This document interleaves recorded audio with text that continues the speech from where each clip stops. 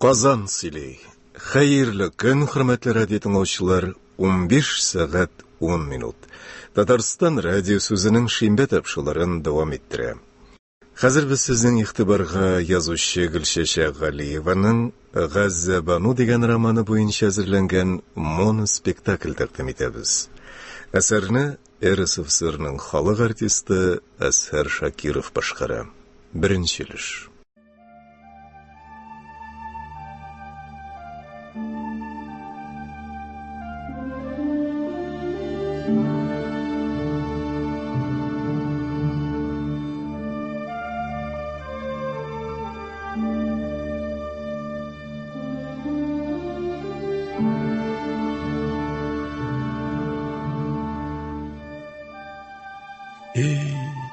Егерме беренче елгы ачлык кына харап итте безне. Шул елны Нургалием дусты Нурислам белән бергә бераз акча эшләп кайтырбыз дип Ташкент каласына китте. Күп булса 3-4 ай торбыз дигәннәр иде. Яз да үтте, көзләр дә җитте. Кайтабыз дигән хәбәрләре юк та юк. Шөкер ансы, акчасында, азык-түлегендә җибәреп тордылар үзләре. Инде моннан соң озакламаслар, кайтып җитәрләр дип кенә йөргәндә, Нургалинең үз эшләгән кибет хуясының кызы белән никахлашу турында хәбәр килеп төшмәсенме? Ай. Ул көтүсез хәбәрне ишетеп үнсез калганнарым. Кара кайгыда кирпектә какмый, йокысыз узган төннәре исемә төшсә, йөрәккәем әлдә булса нәкъ шул вакыттагыча сызып сулкылдый башлый. Ир бирмәк, җан бирмәк дип әйтмәсләр ишуланы. Инде нишләргә? Кая барып бәрләргә? Әллә үземнекеләргә кайтып китәргәме? Ниһаять, бер карарга килеп, таң беленер-беленмәстә шыпырт кына урыннан тордым да, туп-туры әтиләргә юл тоттым. 15 чакрым араны ничек үткәнмендер. Үзебезнең өйгә килеп җиткәнче күз алдымдагы Нургалием булды. Аңа әйтәсе бөтен үпкә сүзләрне җылый тизеп бардым. Әткәйләрнең дә тетмәсен теттем. Күбрәге әнкәйгә ләкте билгеле. Ничектер тынычланып киткәндәй булдым. Әмма капка төбендә минем якка карап торган әнине күрү белән тагын элекке халәтемә төшеп, күз яшьләрмә була аңа таба йөгерә үк башладым. Ул да кулларын җәеп каршыма атылды. Минем киләсемне белеп көтеп торган диярсең. Ни булды, балам? Кичә көне уе нигәдер ичем пышканы яны. Төнем төн булмады.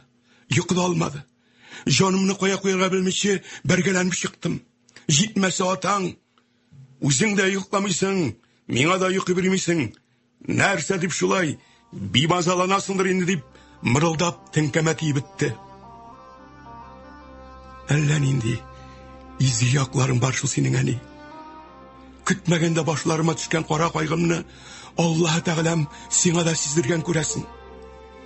Әйтсәм әйтим инде, әни. Кияүгез өстеннән өйләнеп йөри икән бит. Лукман абзый кызы белән никахлашып, шуларга йортка кергән ди. Көтелмәгән күңелсез хәбәрдән һәм кызын жәлләүдән Сәгыйдә каушап калды. Бары тик чарасыннан гына нәфрәтләнеп, «Ай, йөзе кара булгыры, мәрхүм җан» диде дә, кызына кушылып, ихтиярсыз кычкырып елый башлады. Бу тавышка сискәнеп, ишек алдында чуалган Ибраһим да капкадан килеп чыкты. Бу нинди кара саат? Нигә улыйсыз? Бөтен авылны җыясыз бит. Пычак кыргырлары дип, икесен дә җилтерәтеп, өйгә алып керде. Таң тишегеннән син нишләп монда, кызым? Кудалар белән бер хәл юктыр бит. Атасы, кызмәле син. Үзе генә күтәрә алмаслык ачы хәсрәте китергән аны безнең янга. Ана киявың Ташкентта өйләнеп ята икән бит, йөзе кара.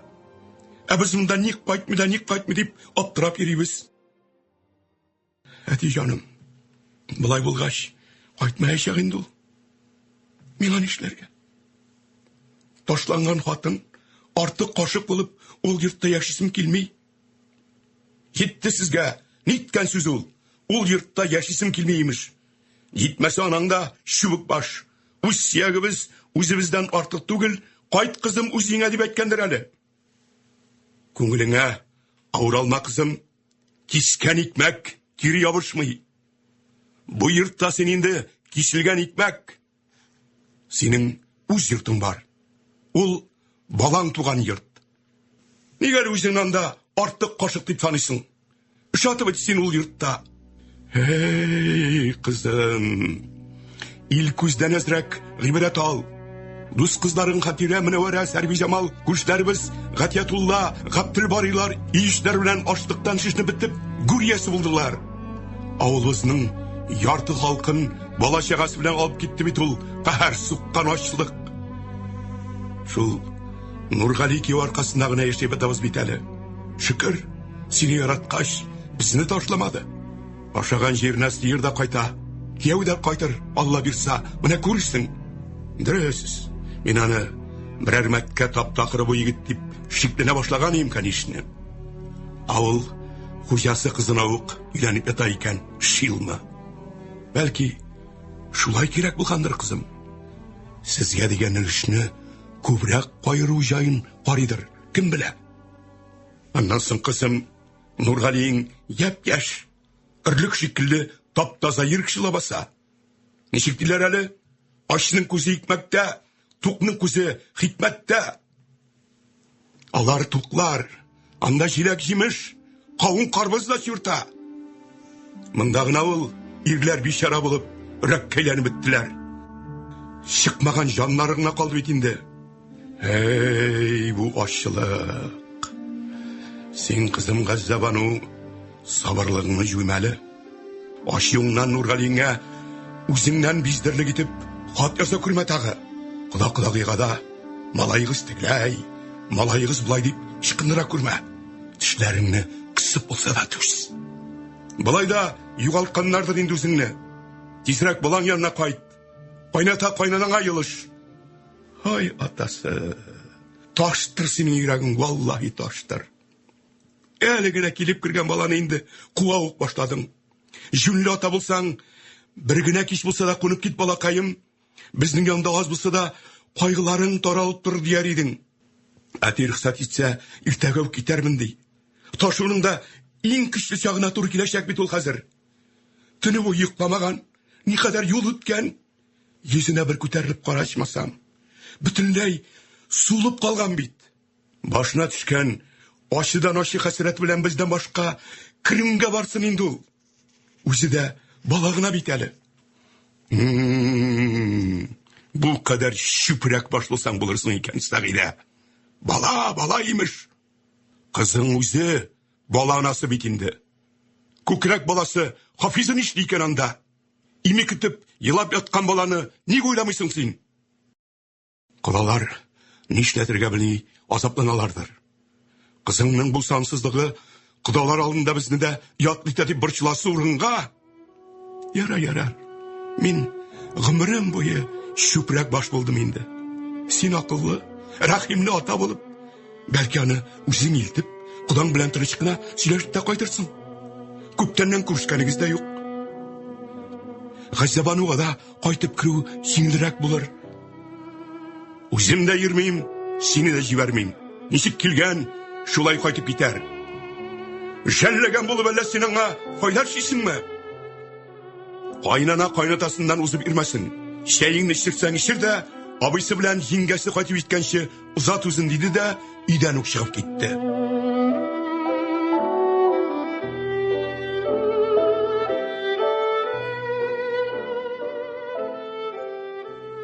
Эх, әти. Соңгы үмитеңне кистең бит. Инде миңа нишләргә генә каласың? Сезнең янда әзрәк ишемне бушатырмын. Килгән килеш бәлки кунып та китәрмен. Тегеләрендә бераз хафага салырмын дип уйлаган булдым тагы. Яшь бала белән изашикчеләр кайнатам да изли чыкмый калмас. Бәлки әле мондадыр дип уйлап, мине алмага килер дип тә өметләнгән булдым тагы. Үз атаңа шул кадәр кадерсез булгач, кайныштан нәрсә көтәргә кала? Әтине шуның кадәр үк каты бәгырледер дип уйламаган идем. Хәерчегә җил каршы дигәндәй, моңа кадәр килеп, әни сине кайгыга батырып калдыру гына булды бит әле бу. Ярый, әни, бик бетерешмә инде. Нишләмәк кирәк? Өлешмә дигән көмешем. Язмыштан узмыш юк диләр бит. Юк. Шәй дип әйтмә. Әтинең шәйдә бугазымда мәңге китмәс тигер булып калды. Ярый, әни. Мин килгәнне җиңгиләргә әйтеп тормай инде. Балам, бәгыр кисәгем, зинһар безгә рәнҗимә, сабырлыгыңны җуйма. Атаңны даңларга тырыш. Ничекләр генә кайтып җитәрсең икән, балакаем?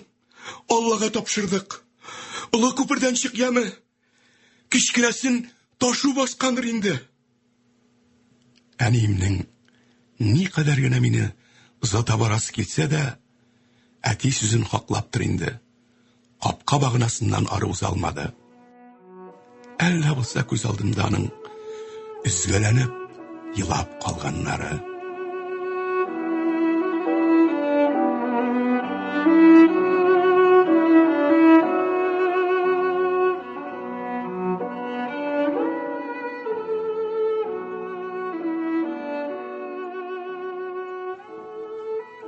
Дүрт айга дип чыгып киткән Нургалинең соңгы каты килгәнгә дә ярты ел узып бара. Әтисе киткәндә туып кына калган уллары Хафиз да 3 яшын тутырып килә. Бу 3 ел Газзабану өчен ялгызлыкның ачык азаплары, тирән сагышлары белән иксез-сиксез озак елларга әйләнде.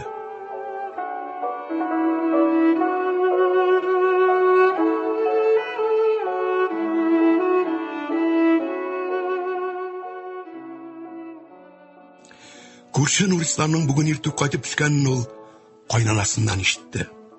Килен, Газзабану, Нурислам кайткан ди. Үзеңнең кергәнен көтик микән, әллә үзебез генә киреп чыгабызмы? Нуралидән хатмазар булса да алып кайтмый калмас. Хәлләрен тизрәк беләсие. Бу хәбәрдән Газзабануның кинәт кенә башы әйләнеп китте. Шак кына мич каршына явышып өлгерде. Авырлык белән генә булса да, үзен кулга алды. Әнкәй, бар әле, үзең генә киреп чык. Әткәй, абзар кура тирәсендә генәдер. Икегез бергә кирсәгез дә әйбәт булыр. Мин бала янында гына калыйм әле. Без юкта уянып китсә, я куркып елый башлар. Кайнанасы чыгып китүгә, Газзабану күңелендәге авыр хатирәләрдән кузгалган давыл өйрмәсенә ирек куеп, үксеп, елап җибәрде.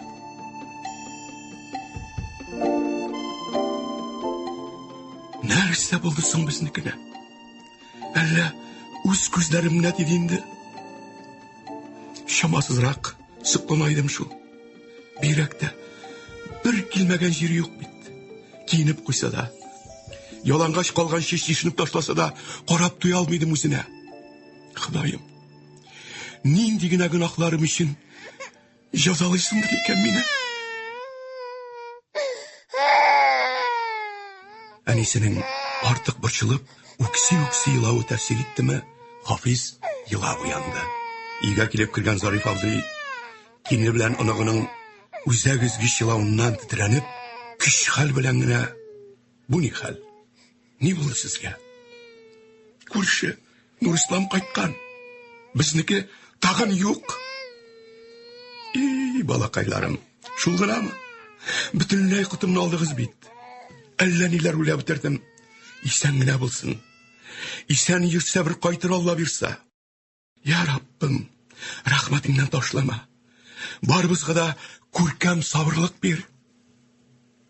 Кайнатасының бу сүзләреннән бераз тынычлыгына төшеп, ана да, бала да елаудан туктадылар.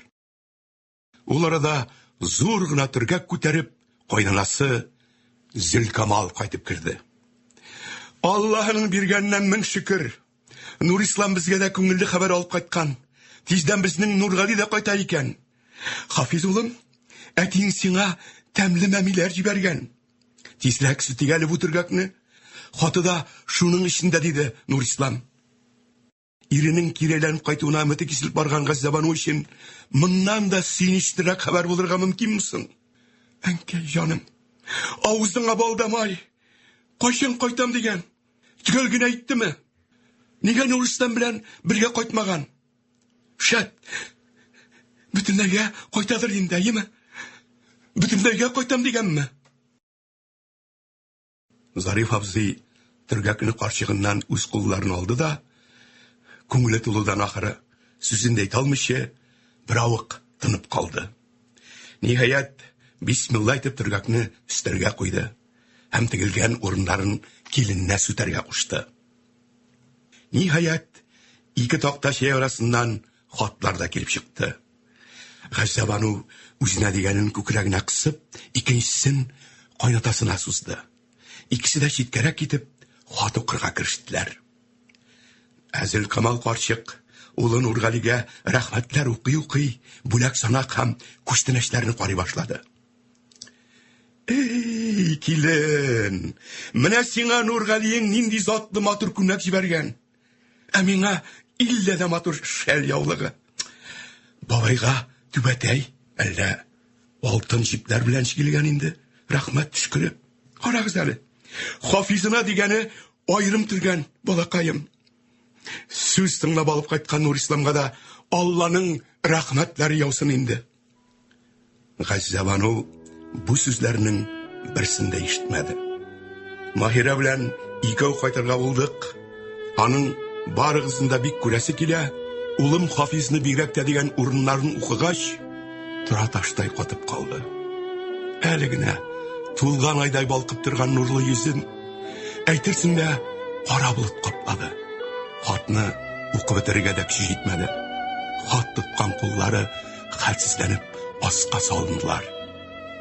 Тик кайнанасының күчтәнәчләрен бүлгәләп, буларны табынга үзләре кайткач куярбыз, Алла бирса дип әйткән сүзләреннән айнып киткәндәй булды. Бигрәк тә үзләре кайткач дип айрата шатланып әйтүе Газзабануның йөрәгенә агулы ук булып кадалып, аны бөтенләй чыгырыннан чыгарды. 3 ел буена күңелендә бәйлеп торган үпкә ачулары ташкын булып тышкарылдылар. Их, әнкәй, мине килен итеп төшергәндә синең булай куанып йөргәнеңне бер дә хәтерләмим. Бүген миңа үч итеп шулай кыланасыңдыр инде. Төптәнрәк уйлый алсаң, минем хәлемә дә керрин. Син бит ир хатыны. Яшың 50-гә җитсә дә, әткәй белән бер түшәктә йоклап, миннән көлнәшеп маташасың, әдәм көлкесе. Әгәр кеше кара ишетсә, миннән түгел әнкәй, синнән өмет өзәчәкләр.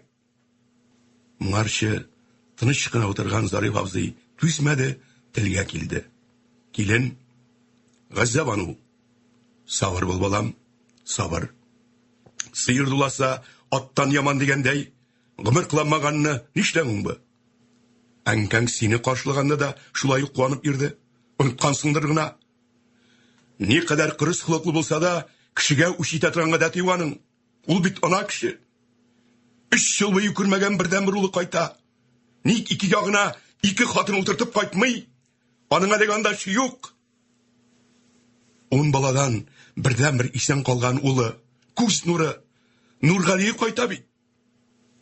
Ана кешенең бу шатлыгын күпсенеп утырсаң, Аллаһ Тәгалә әллә ни бирер. Ту, әйтмисә кайттым. Нинди генә хәлдә булсаң да, улы кешегә, иреңнең анасына хаты бәрүең бер дә ярый торган эш түгел. Инде җаным үзеңдә әни кеше лабаса, Аллаһының биргәненә шөкер.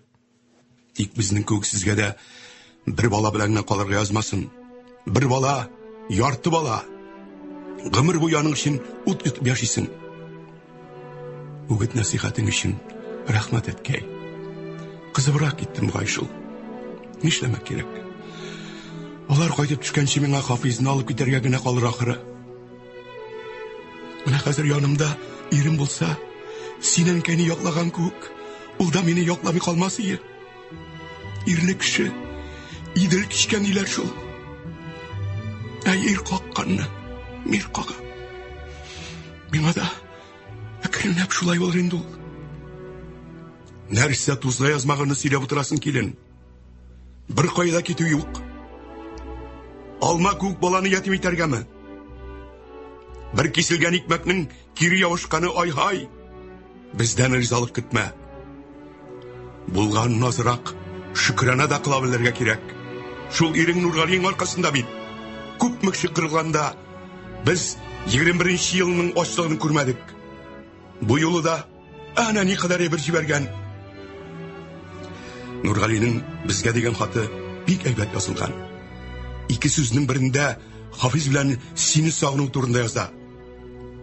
Әйдә булмаса карчык, самавырыңны яңартып җибәр. Күчтәнәчләр белән тәмләп чәй ичеп алыйк. Хатны да кычкырып укырмын. Газабану килен.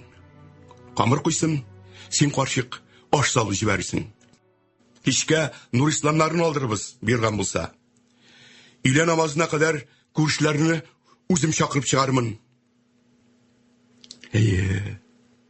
Сезгә улыгыз кадерлерәк шул. Минем хәлемне күз алдына китереп карамыйсыз. Алар парлашып мунчага кирип киткәндә, кичләрен бергәләп йокларга ятканда, миңа нишләргә кала?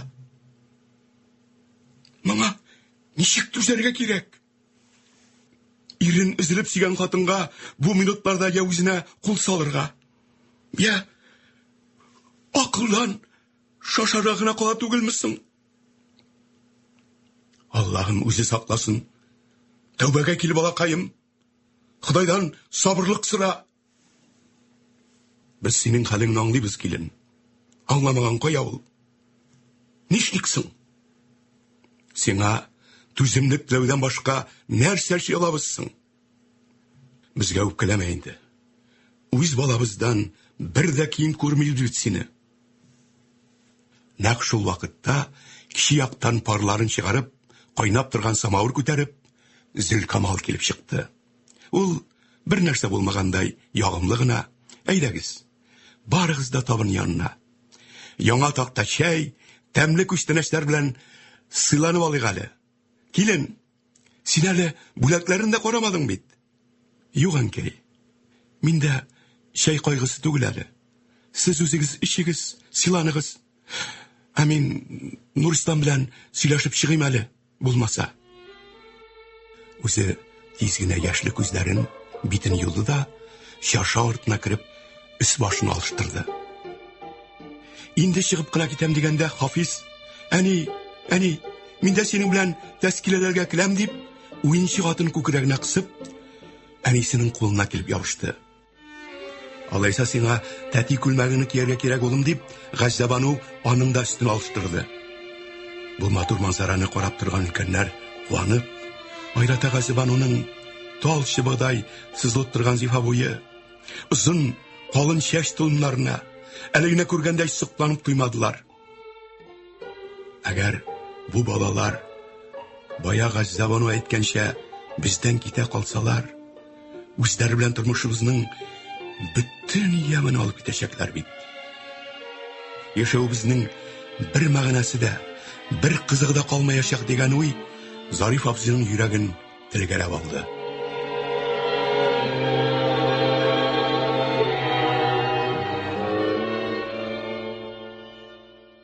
Әтис алдында яңа зур курчакты тудырган Тәскирә Хафиз килеп керүгә, "Әтием кайтты, әтием" дип, курчагын күрсәтә тыкылдарга кириште. Газзабану белән күрешкәндә Нурислам аңа соклануын яшерә алмады. "Күрше, ни гаҗәп. Син һаман шибәрләргә генә барасың. Күзем тимәсен. Нургалиен күрсәме, валлаһи дип әйтәм, сиңа өр-яңадан үлеп башып булачак." Нургали исеме чыгуга, Газзабануның күзләренә мөлдерәп яшь тулды. Моны күреп алган Нурислам аны бу халәтеннән аралау өчен тиз генә сүз катты. Газзабану, Нургалиның моңарча кайталмавы һич сезне тотканнан түгел. Син дип үлә ул, сағынуына чыдый алмыйча, инде ничә мәртәбә бөтенесен ташлап китәргә җыенды. Аның өстендә шул кадәр күп товар хәзер. Лыкман абзый товарны Кытайдан, Төркиядән, тагын әллә кайлардан алып кайта башлады. Ширеп байды ул. Бөтен кибетләр өстеннән синең Нургалиеңне хуҗа шикелле тота. Ну, башлы да малай булып чыкты ул. Тәки, менә дигән итеп алып бара бит шундый зур эшне.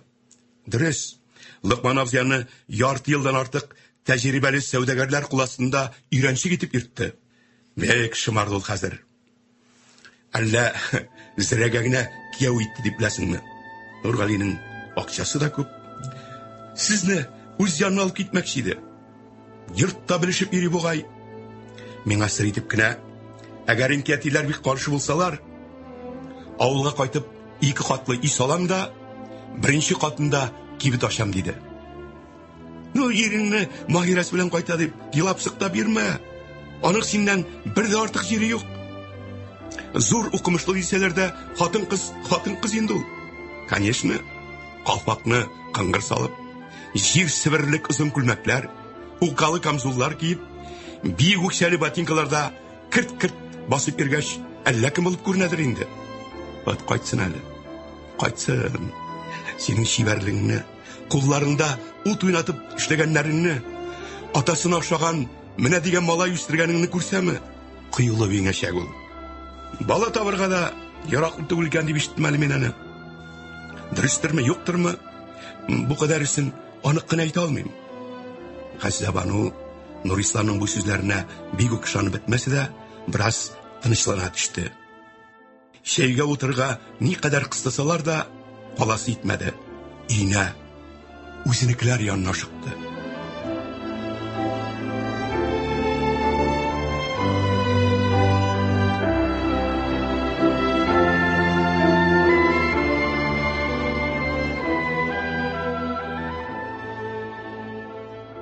Нургалинең яшь хатын белән кайту хәбәре бөтен авылга таралды. Яше картып, Хәссәбануны кызганды. Ил өстендә 6-нчы ел хакимлек итүче Совет хөкүмәте шәригать кануннарын катгый тыйган бер чакта Нургалинең бу кыланмышын аңлый алмый иделәр. Урыс байса чиркәү сала, татар байса хатын ала дигәндәй, безнең егеттә артык байып киткән ахыр дип сөйләнделәр. Шулай да бу хәбәрне факирлек аркасында вакытында өйләнә алмый калган, инде менә 2 ел авыл советы урындыгын биләгән Фатих үзенчә кабул итте. Инде авылга парлашып кайтасыларын да ишеткәч, Гаҗәт түзмәс, аерылыр дип уйлады.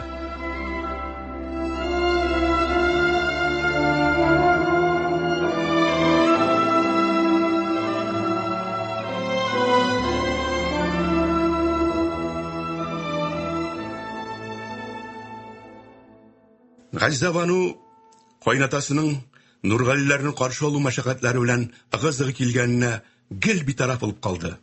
Килен, үзеңә мәгълүм, тегеләрне каршыларга мин Хафизны алып бармакчыйм.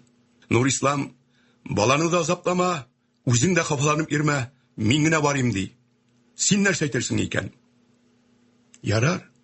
Дөресен әйткәндә, Хафизны башта ук җибәрәсем килмәгән иде. Ул арада ялт итеп Нурислам үзе дә киреп җитте. Я күрше, ничек? Килештегезме? Ярый. Без риза. Аллага тапшырдык. Бик әйбәт. Поезд иртәнге 5-кә килеп җитә. Миңа сәгать 4-ләрдән дә калмый кузгалырга туры киләчәк. Кичтән үк кирәк-яракларны хәстәрләп куясы булыр. Ирләр өйдән чыгып китүгә Зөлкамал сак кына. Газабану, балакаем, кара әле. Кичә безнең күршләр Трантаска салына торган ястыкларына яңа мартур тыш кидерткәннәр икән.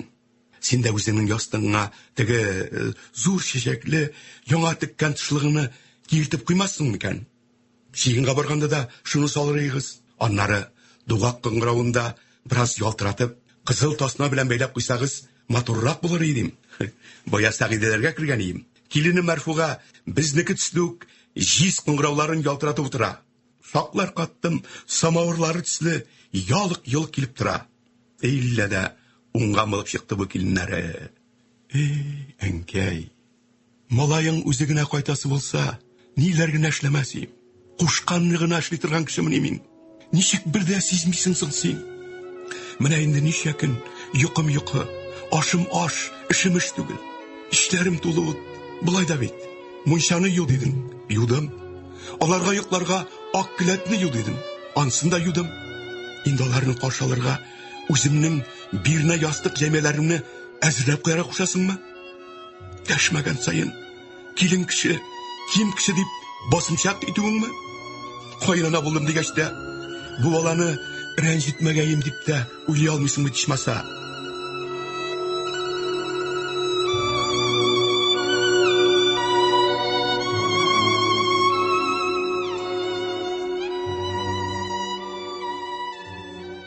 Иртәнге намаздан соң ук мунча ягып җибәрделәр.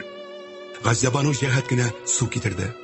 Аннары Нургалиләрнең кайтып җитү вакытларын чамалап, үс башын алыштырырга да кереште.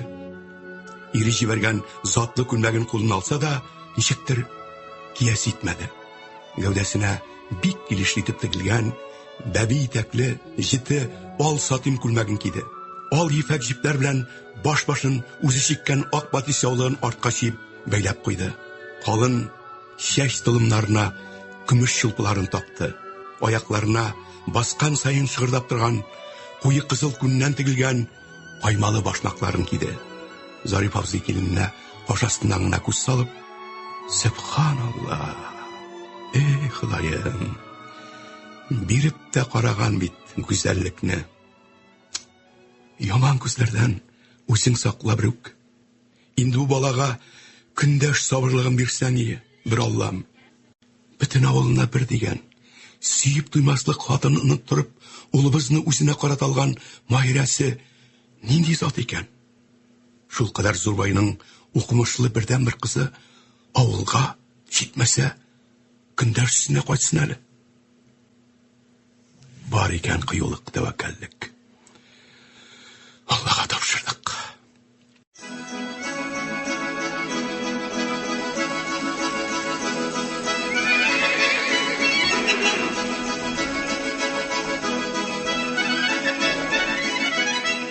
Авыл башыннан уйштырган үз кыңгырауларының шыңлавын беренче булып, капка төбендә басып торган Хафиз ишетте.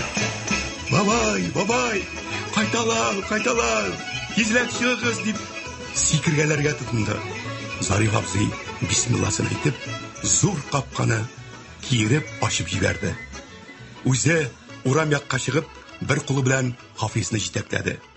Икенче кулын каш өстенә куеп, күзләрен Нургалиләр кайтасы якка төбәде. Киленен дә үз янына чакырды. Тик Газябану урам ягына чыкмыйча гына каршы як капка баганасы янында тукталып калды. Менә ниһаять атлар капкага якынлашты. Газябануның күзе иңлек Нургалигә төште. "Абау җаным, танымаслык булып үзгәргән түгелмисең? Әллә аркасын бик тиз тотып утыргангамы? Өстәвенә баш киеме дә әллә нинди бик булгангамы? Әллә янында рәттән утырган хатын-кыз кичкенәрәк гәүдәле идеме? Ире аңа гаҗәеп узын буйлы булып күренде."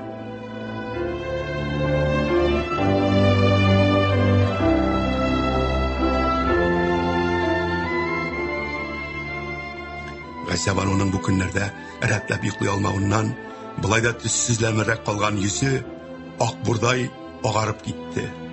Тиз бурыннары хәлсезләнеп, күз аллары караңгыланып, элче-мелче килде. Ярый әле, капкага терәлеп баскан икән. Нурисламның "Тырррр, чаптар" дигән тавышы да колагына тонык кына булып ишетелде.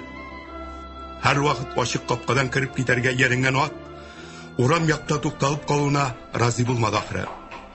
Башын югары күтәреп кешнәп җибәрде. Алгы уң аягы белән берничә мәртәбә җирне кайзылгандай кискен хәрәкәтләр ясады. Аннары башын чайкый-чайкый тыпырдап, бөтен гәүдәсен биетеп торды. Күзен аттан ала алмый карап торган Хафиз: "Бабай, кала әле, кала. Кала инде безнең чаптал миңа биеп күрсәтәйме? Әллә теге мыеклабый минем әтиме? Янымда апай, кем икән ул? Баш өстенә әллә нәрсә куйган" дип, Маһирәнең калфагына төртеп күрсәтте. Ул арада Нургали Тарантастан очып төштемени. Әссәламу алейкум әти. Исән-имин торасызмы дип, кылачларын җәеп килүгә, Хафиз ятсындымы шунда, бабасыннан ышкынып, әнисе янына йөгерде. 3 ел буе күрешмәгән. Сагынулары хәттин ашкан ата белән угыл кочаклашып күрештеләр. Күңелләре тулышты, күзләре дымланды. Газзабану ниһаят үзен кулга алды. Күз карашы ихтиярсыз Тарантаска төште. Маһирәле һаман шунда утыра. Нурислам белән нидер сөйләшәләр.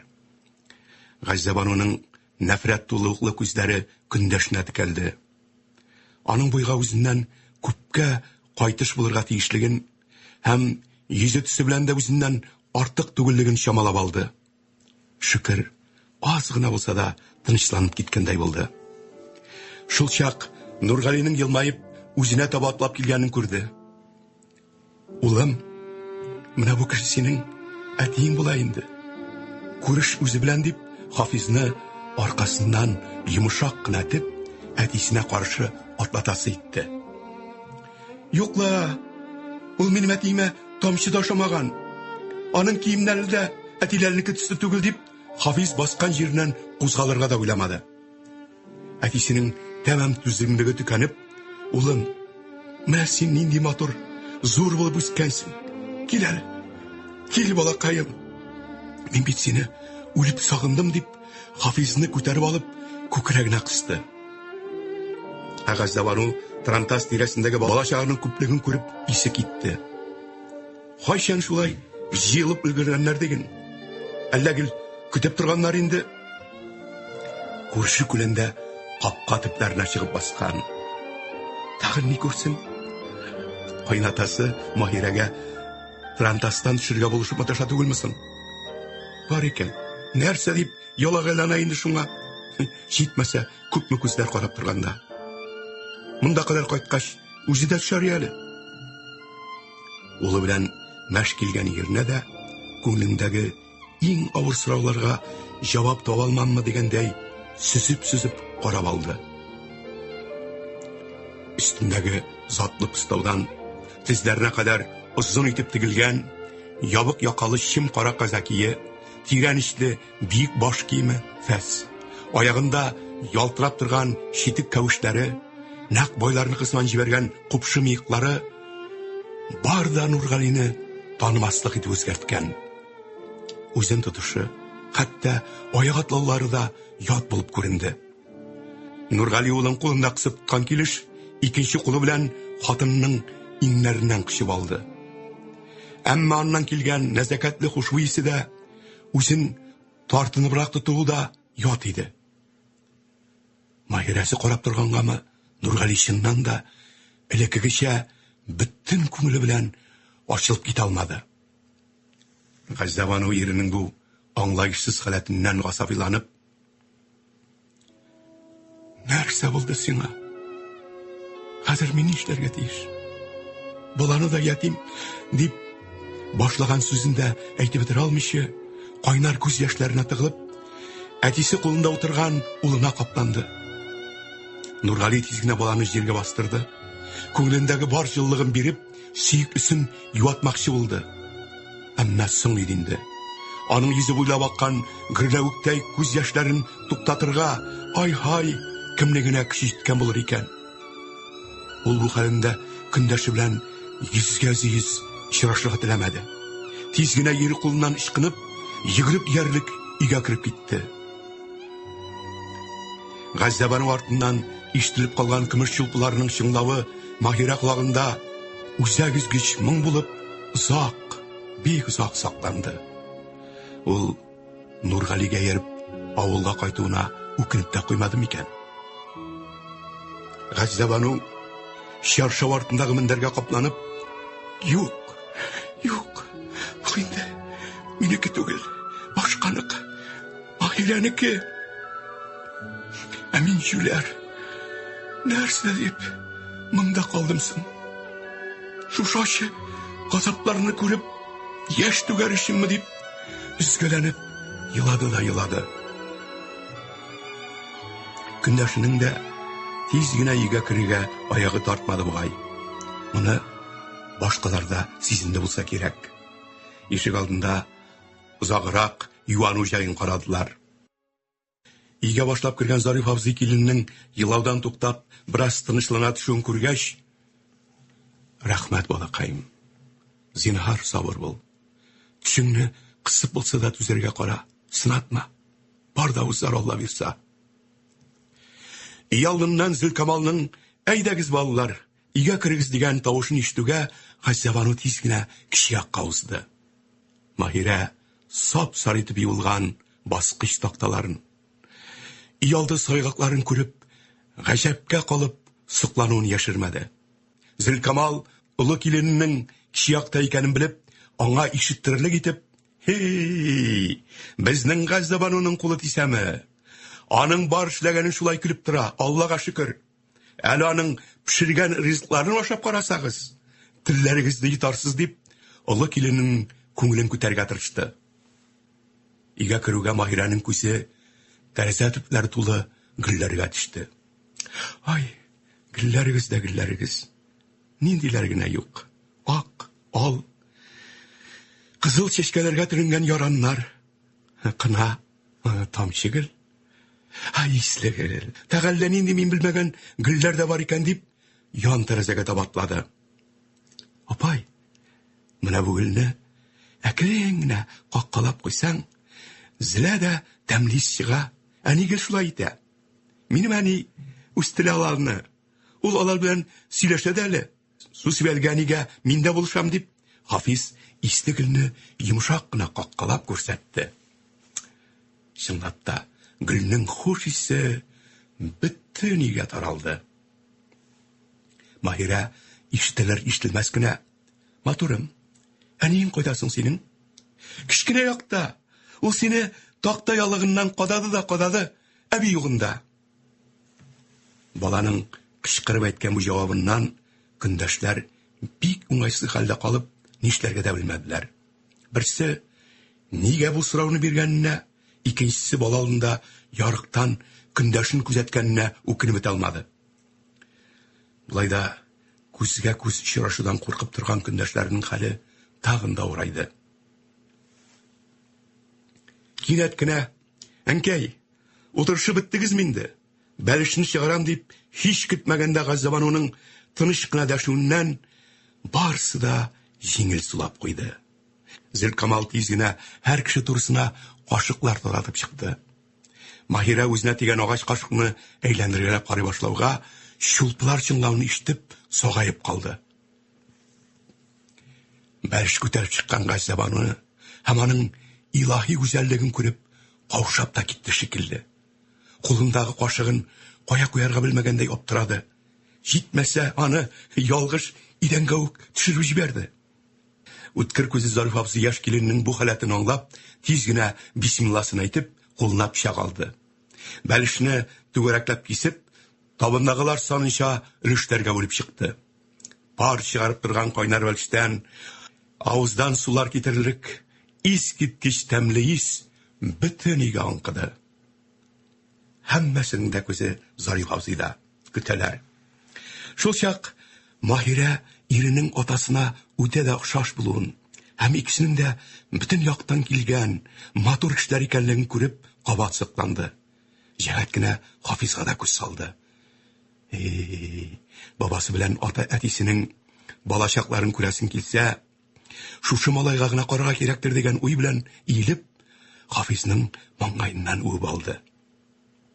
Менә син нинди бәхет икәнсең дигәндәй, көндәшенә карап куйганында сизми калды. Күзләр очрашты.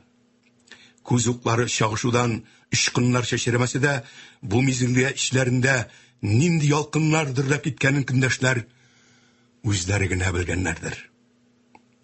Зариф абзый янә бисмилласын әйтеп, бәлештән авыз итте дә, бик тәмле булган. Хафиз улым, телеңне тотып аша, яме? Я ялгыш йотып җибәрсең дип шаяртып, башкаларында бәлешкә җитешергә чакырды. Барсы да тәмләп ашарга кереште. Тик Маһирә генә сәерсенбәрәк нидер көткәндәй утырды. Нургали аңа ярдәмгә килеп, әни, бәлешне салырга тәлинкәләр бирсәң ят булыр ие. Ей, улым, бәлешне кем инде тәлинкәгә салып ашый булмаганны? Бәлешне ничек ашаганнарны әллә оныткансың да инде? Кайнар кие, тәмләп кенә ашагыз әле, үзе бетчә. Маһирә, нәрсәсен үземне сынатып утырам дигәндәй, кашыгын тутырып алып, кабуы булды, авызын кулы белән каплап,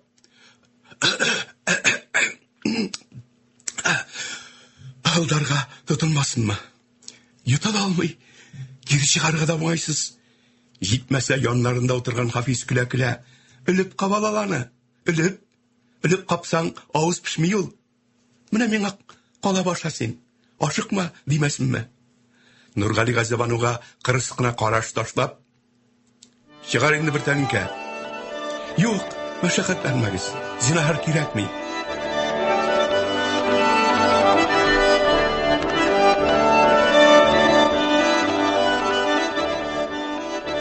Инде бәлешнең төбенә чират җиткәндә генә урамнан чыр гармун тавышлары ишетелде.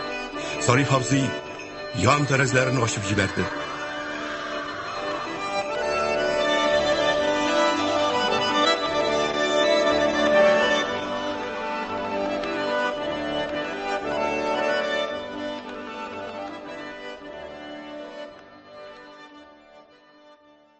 Сез язучы Гөлчәчәк Галиеваның «Газзабану» дигән романы буенча әзерләнгән моноспектакльнең беренче өлешен тыңладыгыз. Әсәрне РСФСРның халык артисты Әсһәр Шакиров башкарды. Спектакльнең икенче өлеше иртәгә шушы ук вакытта, ягъни 15 сәгать 10 минутта яңгыраячак. Тапшуның режиссеры Рамил Хидиятулла, мөхәррире Рөстәм Акъегет. Программа Татмедиа Республика матбугат һәм гаммави коммуникацияләр агентлыгы ярдәме белән әзерләнде. Казан сөйли. Хәерле көн, хөрмәтле радио тыңлаучылар. 15 сәгать 10 минут. Эфирда Татарстан радиосының якшәмбе тапшырулары. Хәзер игътибарыгызга язучы Гөлчәчәк Галиеваның «Газзабану» дигән романы буенча әзерләнгән моноспектакльнең икенче өлешен тәкъдим итәбез. Әсәрне РСФСРның халык артисты Әсһәр Шакиров башкара.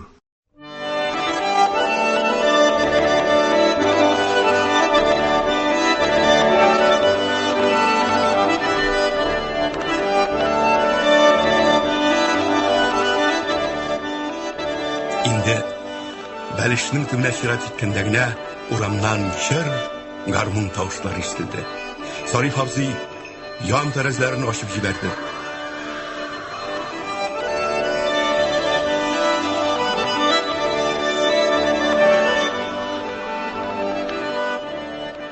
Ул арада йөгәннәре, тәңкәләр, шылдырлар белән бизәлгән, дуаларына җиз кыңгыраулар таккан, ике яклап кызыл башлы сөлгеләр аскан атлар ян тәрәзә каршына килеп туктадылар. Җиз кыңгыраулар ва шылдырлар чыңлауына кушылган тальян моны, егетләрнең җыр сузулары, аларга ярып атларында пышкыргалап куюлары Маһирәне тәмам әсир итте. Ул үзен гаҗәеп матур яңгырашлы музыка дөньясына килеп эләккәндәй хис итте. Бу һич көтелмәгән гүзәл манзараны күзләре белән дә күрәсе килеп, ашкынып тәрәзә янына килеп басты. Аны күреп алган егетләр бер-берсе белән нәрсәдер пышылдашып алдылар да, шундук такмаклы җыр башладылар. Зариф абзыйның йортына кунаклар кайткан диләр, монда чыгып безгә дә бәлки сәлам бирерләр. Яшь килен дә кайткан диләр, бүләге дә бар диләр. Бүләкләрен алмыйча барбер китмибез диләр. Ат шилмалар бигрәк иртәләгәннәр. Бәлеш төбен тынычлап ашарга да ирек бирмәделәр, шайтаннар. Карасиналарны җырыда чыгарып өлгергәннәр бит. Маһирә тиз генә бүләкләр салынган чемоданнан җыенга дигәннәрен алып Нургалигә тоттырды. Урамга чыгуга егетләр Нургалине сырып алдылар. Бүләкләрне күреп исләре китте. Кайсы тел шартлата, кайсы сызгырып җибәрә, кайсы ат ичмасам бу бүләк. Һай, рәхмәт яугырлары. Яшь киленкәйебез дә юмарт икән дип сөйләнделәр. Яшь киленкәй дигәннәрнең Газзабану опаларыннан 3-4 яшькә өлкәнрәк икәнен кая белсен алар. Батыр калучыга миннән куен сәгате. Ә менә бу бүләк Тальян гармун Маһирәнең әтисе Лукман абзыйдан. Ә менә монсы яшел атлас күлмәклек Маһира апагыздан. Ат чабышында беренче килгән егетнең сөйгәненә булыр дип, Нургали бүләкләрне хәлифкә тапшырды. Ул Тальянны кулга алуга, менә ичмасам бу гармун дип, башта әйләндерә карады. Телләрне бастылап, тавышын тыңлады. Аннары башын кыңгыр салып, уйнап та җибәрде. Барысы да бик канәгать калды. Тик капка төбен сырып алган балачага берсен-берсе этә-төртә, һәр кайсысы алгарак чыгарга тырышып, яшь килен апай безгә дә күчтәнәч бирер әле дип шыршу килә башладылар. Аз гына сабыр итегез. Улым, бар киленгә әйт әле. Алып чыксын күчтәнәч конфетларын. Шунсыз китмәсләр бу тишек борыннар дип, Зариф абый шак тырышландырды үзләрен. Бала күңелен күрү Маһирәнең иң яраткан шөгыле. Менә бүген дә балаларның конфет алгандагы канәгать изләренә багып, ул үзе дә сабыйларча куанды. Шәйләр ичкәч, Зөлкамал: "Улым, атаң мунчаны карап чыкты. Беренче мунчага юл кешеләре сез керсез. Сездән соң атагыз керер. Җомга намазына кадәр чистарынып өлгерсәгез әйбәт булыр иде." Нургали авызын ачып өлгергәнче Маһирә тыныч кына: "Беренче мунчага Нургали син Газзабану белән кер инде", дип, әле Нургалигә, әле көндәшенә карап алды. Һич тә моны көтмәгән Газзабану Маһирәгә ягынлыгына күз ташлап, "Я, син ни әйтерсең?" дигәндәй, Нургалигә текәлде. Ансы сүзсез генә миек астыннан елмаеп, җәһәт кенә Газзабануны әйдәкләп, чаркыштай булып ишеккә юнәлде. Алар артыннан Хафиз: "Әни дим, мин дә синең белән киләм" дип кузгалуга, бабасы: "Юк, без синең белән икәү керебез, яме? Минем арканы синдән дә шәп ышкычы юк бит, улым. Ә хәзер шаптарны таллыкка су буена алып чик. Аның да шәсе киләдер."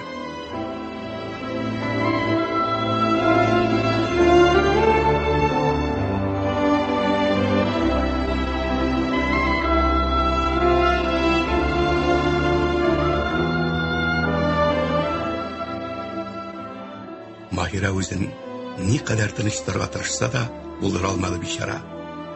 Күңелендәге көнчелек галәмәте ташкын булып, бөтен җанын биләп алды. Нургалинең үзенә күз дә төшермичә, Газзабану белән шатланып ишектән чыгып китүләре бәгырен телгәләде. Бу минутларда ул Нургалигә рәнҗеп тә куймады микән әле? Бала чагыннан ук шикләнмәгән иркенлектә, үдә иркә булып, гел үзе теләгәнчә генә яшәргә күнеккән Маһирә беренче мәртәбә үзен кимсетелгән кебек тойды.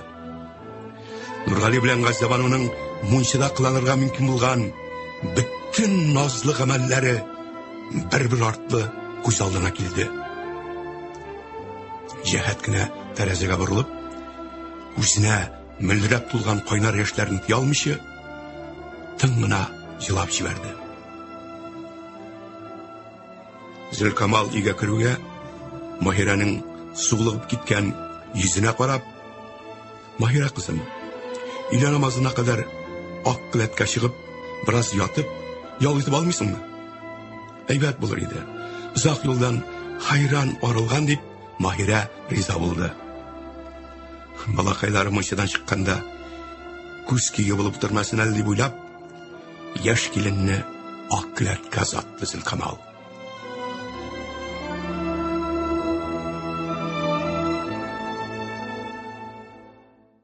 Намаздан соң халык тарала башлагач, Фарук мулла Зариф абзыйларга сөйләшәсе сүз барлыгын искәртеп, калырга кушты.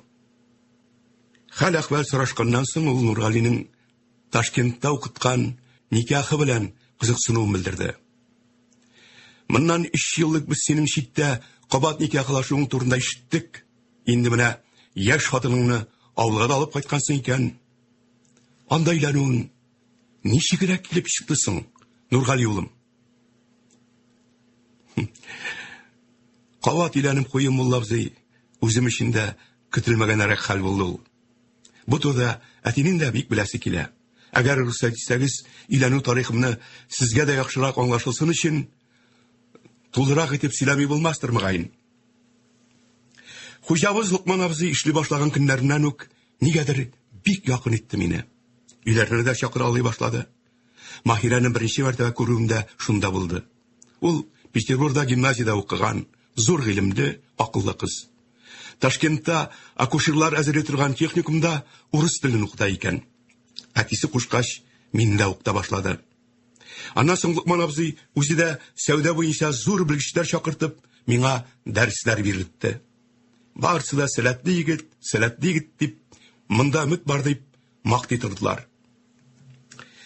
Мин аларда кай вакытларда кунып та калырга туры килгәләде. Менә шулай бер-беребезгә гел ярәшә башлаганбыздыр инде. Лукман абзыйның хатыны Зәйнәп апа да миңа улым дип кенә дәшә торган булды. Ашау-ичүне әйтеп торасы да юк. Бер дә галәмәт. Баштарак ялбырак торсам да, соңарак кыюланып та киттем бугай. Без укымаган авыл малайлары нәрсә беләбез инде. Шулай бер көнне мин буларга кирсәм, Маһирә пианино дигән уен коралында уйнап, җырлап утыра. Озын, бик тә озын вә моңлы көй. Әллә нишләп киттем. Җырлавыннан туктамаса гына ярар иде дип, сиздермичә генә якынрак килеп, тыңлый башладым. Йөрәкләрне телгәләп, күздән яшьләр агыза торган үсәк изгеч җыр. Төн уртасы җиткәч, бер кыз елый, Зөлхиҗә. Яшь гомрем зыяга ай үтә дип, Зөлхиҗә.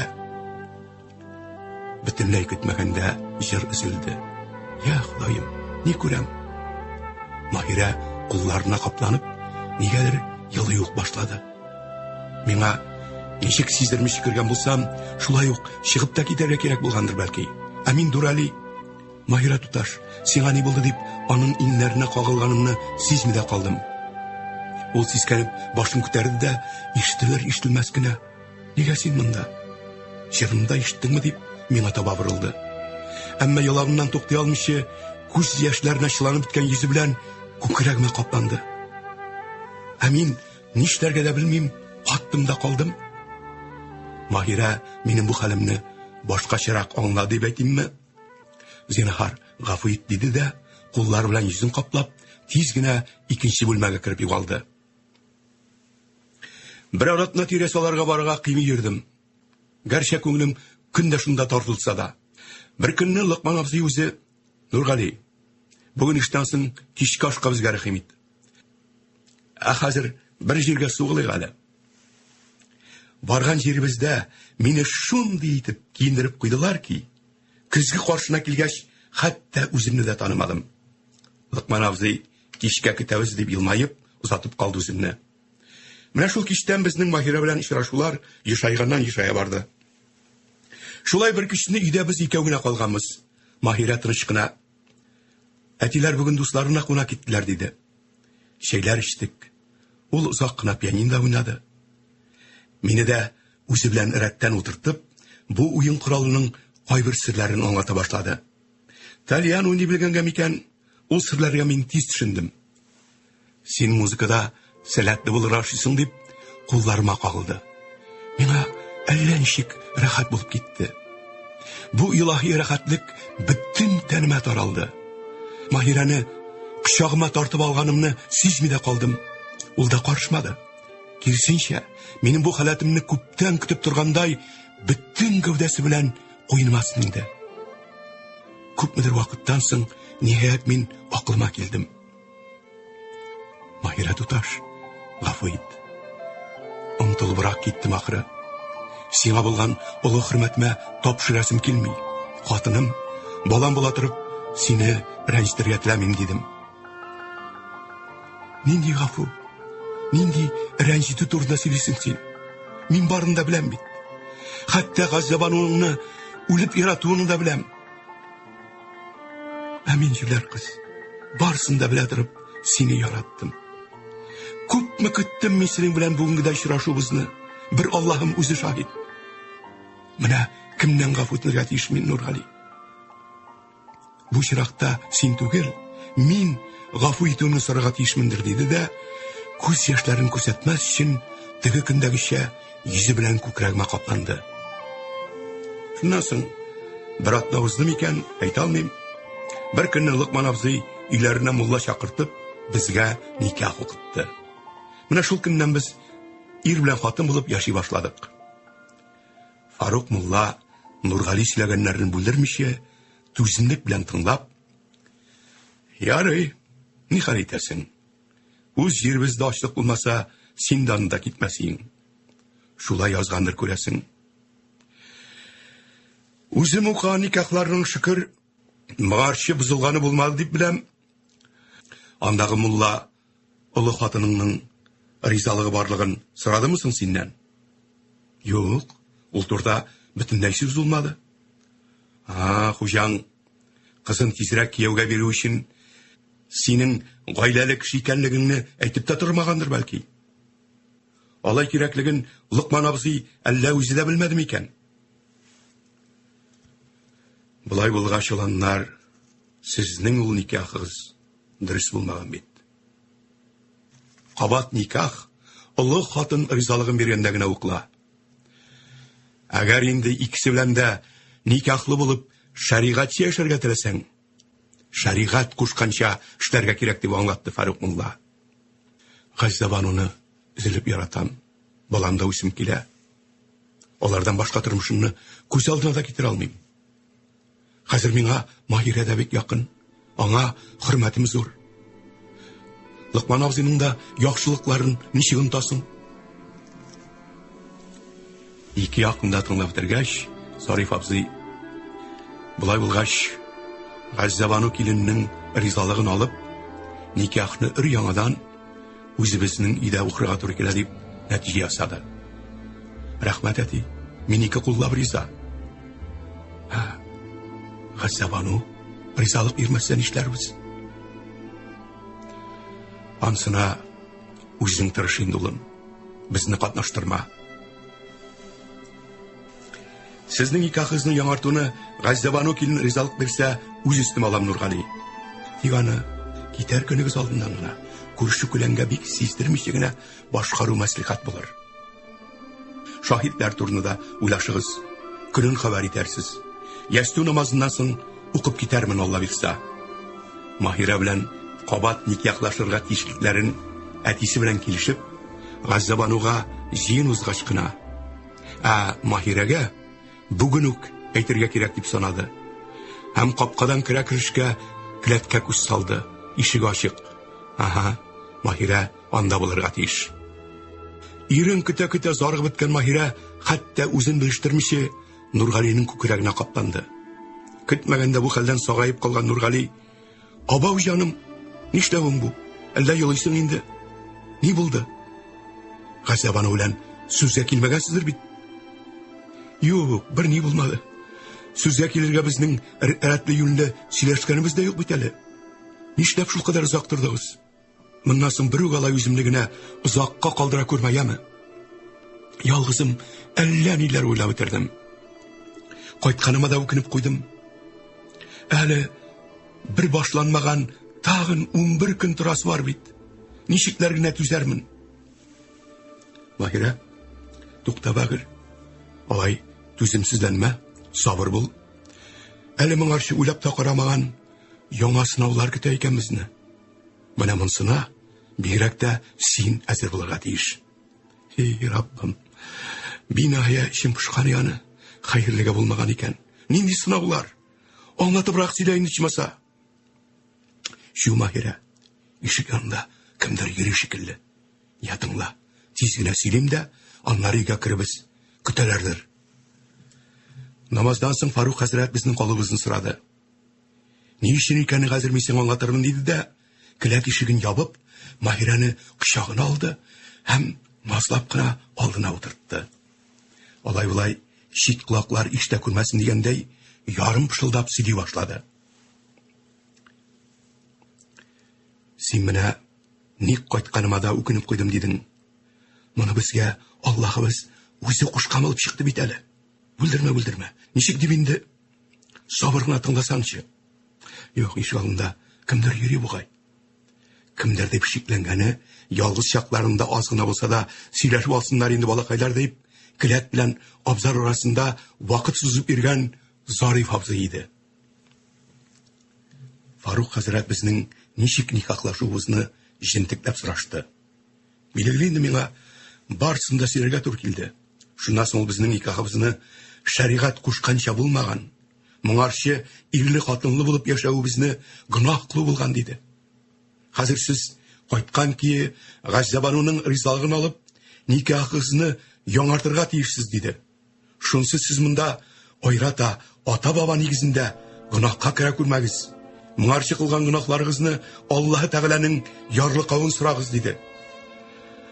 Газзабану килен ризалыгын бирүгә миңа хәбәр салырсыз. Никахыгызны шәригать кушканча үзем яңартырмын, Алла бирса диде. Нургали җаным, Газзабану риза булмаса? Нәкъ шул вакытта тышкы яктан Нургали, Маһирә килен, әйдәгез инде әйдә, сезне генә көтәбез дигән тавыш ишетелде. Һич көтелмәгән шунлы хәбәрдән булай да каушап калган Маһирә бу тавышка дертләп китте. Юк, сөйләшеп бетерик инде дигәндәй, иренең беләген чытырдатып кысты. Нургали Маһирәне йомшак кына кычып алды да, шыпыртап кына: "Ярый, тынычлан. Калганын соңнан сөйләшербез, керик инде, көтәләр бит" дип, келәт ишеген әкрен генә ачып җибәрде. Икенче көнне иртүк Нургалине авыл советына чакырттылар. Тышкы ишектән керешкә Фатихның кемгәдер: "Ана, үзе дә килеп җитте. Аның белән сөйләшкәндә катырак булу кирәктер" дигәнен ишетеп өлгерде ул. "Әйе, килеп җиттем шул. Чакыргансың бит. Тик ни өчен чакырганыңны белмим. Бу иптәшне кем дип белик? Кем булса да сиңа барыр түгелмени?" "Ярар әйдә. Миңа димәгәе әллә кем булсын. Әйт имешне, Фатих. Нигә минем кирәгем чыкты соң әле сиңа? Һич аңламыйм."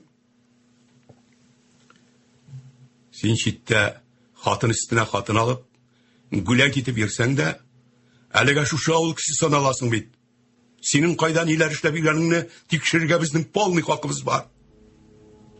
Әллә хатының белән баланы ташлаган кебек туган авылыңнан да ваз кичтеңме? Буларны Сәвит белергә тиешме? Тиеш. Революция хатын-кызларга да ирләр белән тигез хокук бирде. Сәвит власты кирәк чакталарны яклауны да үстен ала. Буларны гына аңлыйсыңдыр шәт." "Аңлыйм да ди, яшымнан. Син авылда Газзабану белән законный аерылу өчен генә кайткан дип сөйлиләр. Дөресме шул? Бу заманда ике хатын белән яшәргә ярамаганны чамалыйсыңдыр инде. Син нәрсә? Тузга язмаганны сөйләп утырасың, Фатих? Үзең чыгаргансыңдыр әле бу сафсатаны. Минем аердай хатыным юк, һәм булмас та, өмет тә итмә. Алар икесе дә миңа бер тигез газизләр. Да, менә кешене байлык нишләтә. Хуҗаның байлыгына кызыгып, аның кызын үзеңә каратып, Газзабануны нинди утларга салганын сизми дә калгансың дип әйтимме? Ай, ничек җиңел сөйләшәсең, ә? Икесе дә бер тигез газизләр дип әйтә. Әгәр шул вакытта аны Нурислам белән күрше малай коткармаса, тәки ургылып аккан язгы ташуга ташлана сулган Газзабануың күпме авырып, танымаслык хәлгә килеп йөрде, бишара.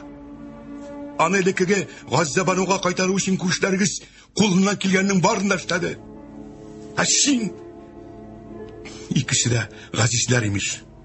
Юк инде, берсен аермый, барыбер берни дә булдыра алмыйсың хәзер. Ни буш? Сәвит законына буйсынмый хәлең юк.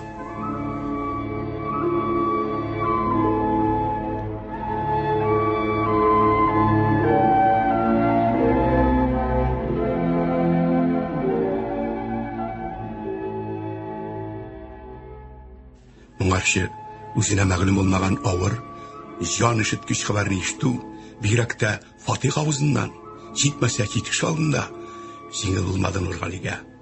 Әмма Фатихның Хушаңның байлыгына кызыгып дигән сүзләреннән гәрләнү, аның Газзабануга өмет баглавын сизеп утыру, ничек тә түзем булырга тырышкан Нургалине шигырыннан ук чыгара язды. Бүлмәдә ят кеше булганында онтып җибәрде булса кирәк.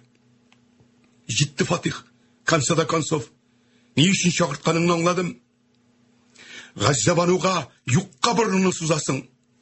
Гомерендә бер ир чырай күрмәсә дә, яңа власть, кудрәте җитеп сине әллә кем итеп күтәрсә дә, карамайча ул сиңа. Аны жәлләп, хәленә кергән булып, миңа каршы әллә нинди ялганнар кырып, кирәксә кирәкмәсә, авыл советына чакыртып, котыртуларыңны туктат. Юкса мин сине... Нәрсә? Әле син миңа янамакчы буласыңмы дип, Фатих кулларын йодрыклап, гайрәт күрсәтер өчен микән, урындыгын ачы белән атып җибәреп, аягүрә басканын сизми дә калды. Синең белән кул пычратырга әллә мине дурак дип белдеңме? Тик моңарчы нәрсәдер укыган кыйфәттә утырган өченче кеше телгә килде. Иптәш Салахов, утырыгыз. Ул бит сезне специально вызывать итә. Неужели шуны аңламыйсыз?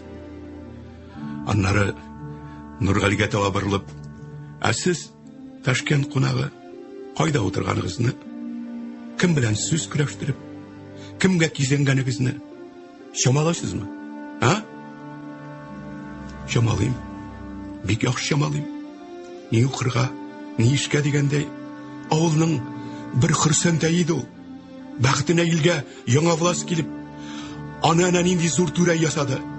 Башта приткам бит, ягъни ярлар комитеты председателе итеп куйдылар. Чөнки алар гомер буе үтәдә ярлы яшәделәр.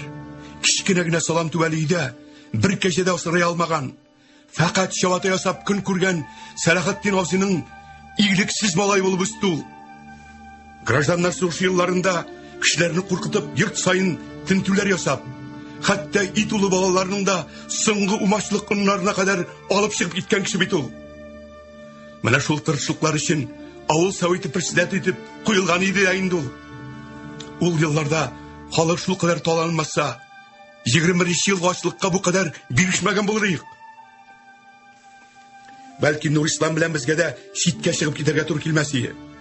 Фатихка да минем ничә кат өйләнгәнемне тикшереп, кайсын айырырга, кайсы белән торырга дип, миңа әмер биреп утырасы булмас иде. Мин пока үзбәкләр җирендә яшим. Шөкер, анда болай бакланмыйлар, анда башка тәртип. Ирләрнең берничә хатын белән торуында берәүнең дә эше юк. Мөмкинлегем бар икән, хит 3, хит 4 хатын белән яшә. Хатын-кызны ялгыз, балаларны ятим генә итмә. Барын да тигез күр. Үзенә карата әйтелгән әрхур сүзеннән Фатих бер агарды, бер күгәрде. Шигә тамырлары зәңгәрләнеп бүртенеп чыкты. Кара әле моны, а? Исе дә китми. Шын дошман сүзен сөйләп утыра бит әй. Ә сез шуңа полный ирек бирәсез дип кунагына борылды. Ә тегесе тыныч кына. Ничего. Тиздән үзбәкләр җирендә дә тәртип урнаштырабыз. Бек сикер алмассың дип сүзен башлауга Нургалияны бүлдереп, анда сезгә эш калмады инде. Сездән башка да тәртипнең шундыйын урнаштырдылар. Исең акылың китәр. Татарларны бригада итеп җибәреп, күпме үзбәкне кырдылар. Эх, сез нинди үзбәкләрне? Басмачыларны дигән. Басмачыларны кырдылар алар. Һәм бик тырышләделәр. Тыңлап торам да, чыннан да син контр сүзен сөйлисең бит егет. Нинди басмачылар? Ачлык вакытында күпме татарларны үзләренә сыендырып ярдәм иткән үзбәкләр шулар бит инде. Үзбәктәр хәзер урыстан битәр татарларны күрә алмый башладылар. Безгә ләгънәт укыйлар. Татарга ит яксылык, кыт явызлык дип безне сүгәләр. Ә сез, мин сезгә дошман да, контра да түгел. Кайбер сүзләрем ошамаса, бигайбә Фатих. Башка йомышларым булмаса, мин китим инде. Нургалинең бу сүзләреннән соң рәистән ничектер йомшаргандай булды. Әйе, чыннан да йомышыбыз бар сиңа. Авыл совет идарәсе, комсомол яшьләр исеменнән авылда клуб төзелешенә бераз акчалата сорамакчыйк синнән. Үз көчебез белән төзи башларга карар кылдык. Шактый авыр сөйләшүнең көтмәгәндә мондый борылыш алуына Нургали иченнән генә сөенеп куйды. Юк барын тикшереп, ачуы китереп утырганчы. Сүзне менә шуннан башларга кирәк сиңа. Ярар, миннән эш калмас. Үзен эшемне кертермен. Әтидә аты белән булышыр дип уйлыйм, сөйләшермен. Аннары яңа мәктәп салу турында да уйламыйсызмы? Мәдрәсә бинасы кичерәк тә, искереп тә килә. Бу эштә ата-аналар да ярдәм итми калмас дип уйлыйм. Менә бу эшләрегез барып чыкса, халык сиңа рәхмәт кенә укыячак. Минем дә улым үсеп килә, кулдан килгәннең барын да эшләрмен. Нургали бераз тынычлангадай булып, саубуллашып чыгып китсә дә, үзен борчыган шикле уйларыннан өенә кайтып җиткәнче арына алмады. Теге кеше кантоннан НКВД тирәсеннән булмады микән? Шул җүнсез Фатих коткасына бирелеп, артыграк ышкынып киттем бугай. Ни эшләтәсе ул кызулыклыкны? Лыкман абзый да заманалар узылып тора. Зинһар сак булыгыз, алдыгызны артыгызны карап бирегез дип кат-кат әйтеп узатып калган бит юкса. Татарның акылы төштән соң дип белмәгән әйтмәгән шул безнең халык. Нургалине бер уй борчыды. Маһираның яратуы чын ярату микән? Үзелеп яратуны, яраткан кешең өчен үзеңне корбан итәргә әзер булу икәнен аңлый микән ул? Әллә аның минем белән никахлашуы әти-әнис алдында гел чираттагы каприз гына булды микән?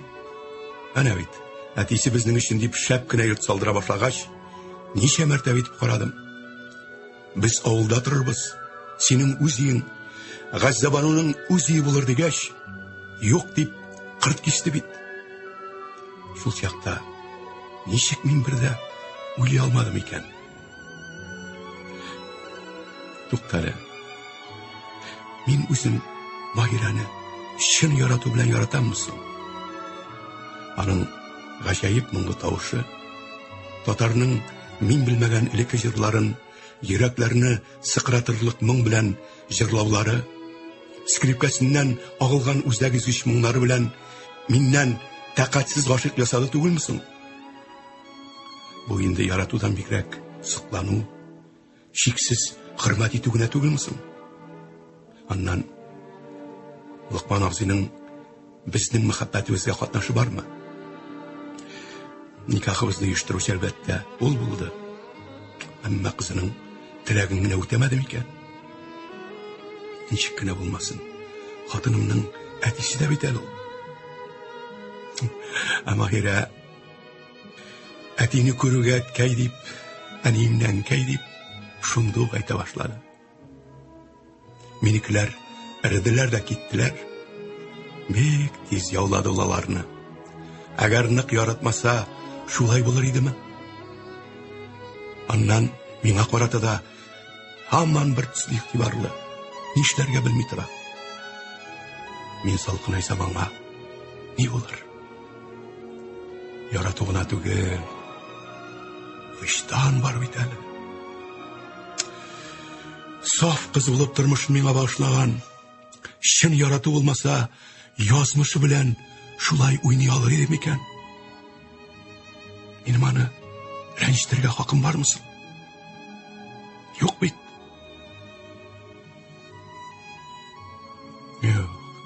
Газзабану да моны аңларга тиеш. санаулы көннәр иллә дә тиз үтә икән. Әмма кем өчен бит? Нургали белән Газзабануга яшен тизлегедәй тыелса да, Маһирә өчен көннәреннән бигрәк төннәрнең озынлыгы иксез-чиксез кебек тыелды. Аның хәзер иң борчылганы никахларын яңартуның болай озакка сузылуына төп сәбәпче Нургали үзе түгел микән? Бәлки ул минем белән араны бөтенләй үзеп, авылда үзләре генә яшәүне телидер. Болай була калса, миңа нишләргә? Эй Раббым, рәхмәтеңнән, вә ярдәмеңнән ташлама. Әгәр миңа ялгыз калырга туры килсә, сигәремнең төсе дип карап юанырга балам да юк ичмәсә. Газзабануның көнләшүләрендә аның ике тамчы су кебек Нургалине охшаган баласы булуында түгелмесең? Нигә, нинди гөнаһларым өчен мине ана булудан мәхрүм иттең икән, Раббым? Үзем дә гаепле бит. Бер чара күрмичә еллар буе ваемсыз йөр инде. Күрәсең, сыңгара калып килгән шашкын мәхәббәтем тәмам сукрайткан ахыр мине. Нургалигә нәрсә? Баласы бар. Газзасы миннән 4 яшькә яшәрәк бит әле. Ана, малай белән ничек масая ул. Хәзер яңадан икенчесенә узу өчен бөтен чарасын күрәдер әле мөгаен. Көндә мунча бик тыныч ак келәт, төнендә, көнендә гел алар хузурында. Нишләп узмасын ул? Амин юләр. Әгәр бунда Нургалима охшаган бер кичкенә бала белән кайткан булсам, никах яңарту, теге ярамый, бу ярамый дигән эш пошыргыч сүзләр булыр идемени? 3 елга якын мулла никахы белән ирле хатынлы булып яшәп, иреңне бер кочаклап алырга да ярамасын әле. Ярымда балам булсамы? Кайткан көннүк никахында уткан булырлар иде.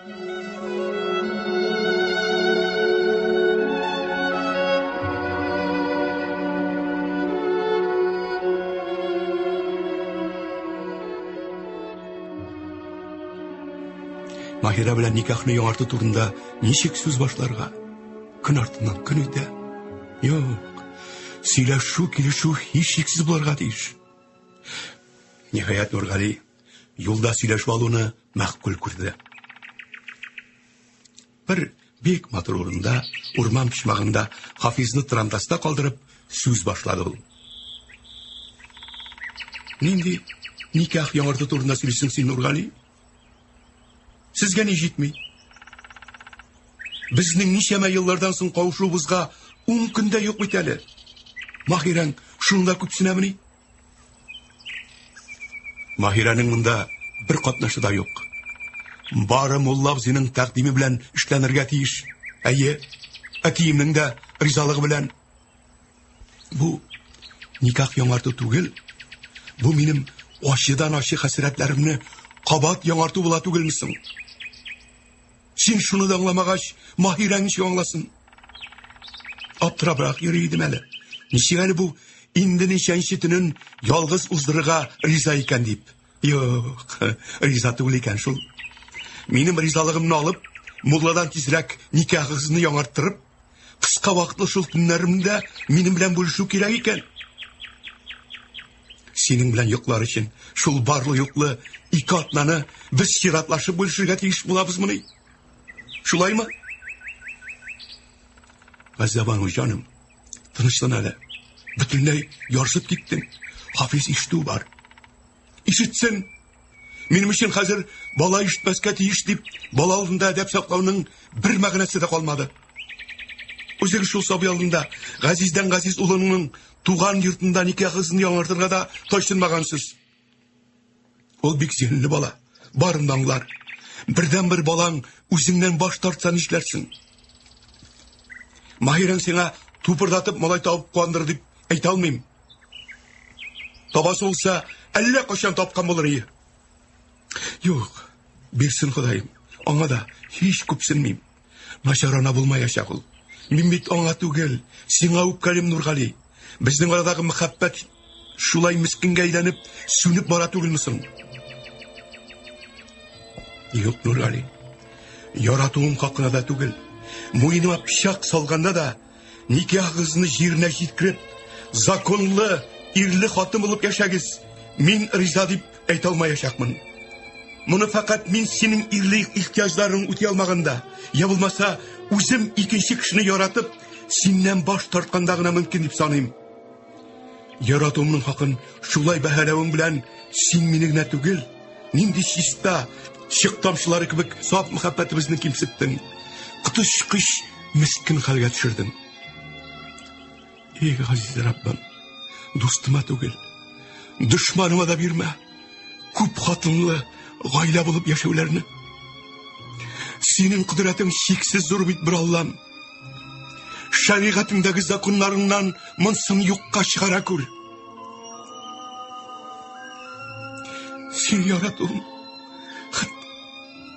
аз гына кимсә дә, ризалыгымны бирү җиңелрәк булыр иде. Ул кичә генә бара. Ни хәл итим?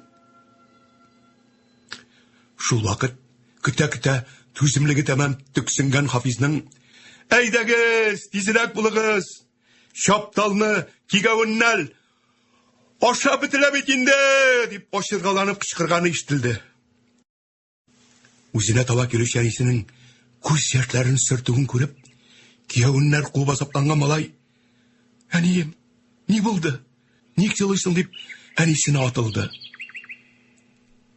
Улым, әниеңнең бераз башы авырта, син аны борчыма инде, яме диде әтисе. Аптырап калган бала бер әтисенә, бер әнисенә карый-карый, ни булганын аңларга тырышты. Җавап көтте. Сүзсез генә шактый юл үттеләр. Кайтып җитәрәк кенә Нургали, гафу ит, барсы да үз ихтиярында. Әйе, син хаклы. Тик бер генә үтенечем бар. Монда Маһирәнең бер гаебе дә юк.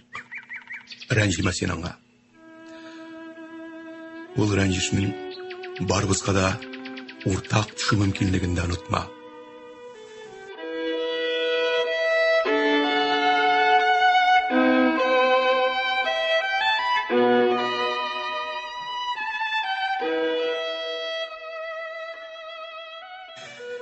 Төрлесен уйлады Газзабаның мунчада.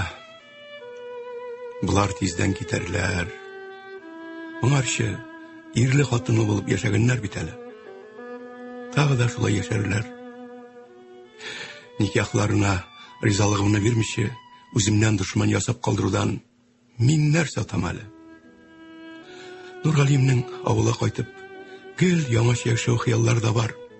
Әнә әткәйгә нәселле аталу өчен Каралты Куранында яңартырга кирәк кадәр акчасын бирде. Алма бакчасында киңәйтергә хыяллана. Маһирәнең янә Нургалидан калмышы монда кайтуда бик мөмкин. Шамасын белмичә кирләнүем аларны үземнән биздерүгә генә китерәчәк бит. Ул вакытта Маһирәдә без анда кайтбык Нургали баласын алсын да үзе монда килсен. Минекеләр моңа берсе дә каршы түгел дияргә мөмкин. Әти ясында кишле дигәндәй, мин аларның күзенә карап, дел калтырап торырга тиеш буламмы? Аллам сакласын. Әтиемнең теге вакытта әйткән сүзе дә шул булды бит. Үзеңнән биздерә күрмә. Кайнышыңа син сабыр бул. Ничек дөрес әйткән ул? Рәхмәт шөкре. Мин үпкәләп йөрдем. Әнә бит бүген дә Нургали ничек күңелсезләнде. Юл буе бер генә сүз дә әйтмичә кайтты. Иң кулайы никахлар монда түгел, Маһирәләр йортында яңартсыннар. Шуңа разый булсалар, мин дә ризалыгымны кулдан язып, үзләренә биреп җибәрмен.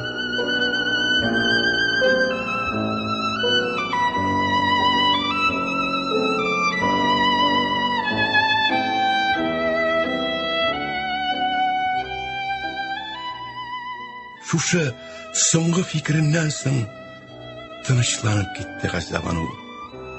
Иренең исә Әнисе, жан кисәгем, мин керәм дигән сүзләре җанын иртеп үк җибәрде. Нишләп озакладың? Сине көтә-көтә уйламаган уем калмады.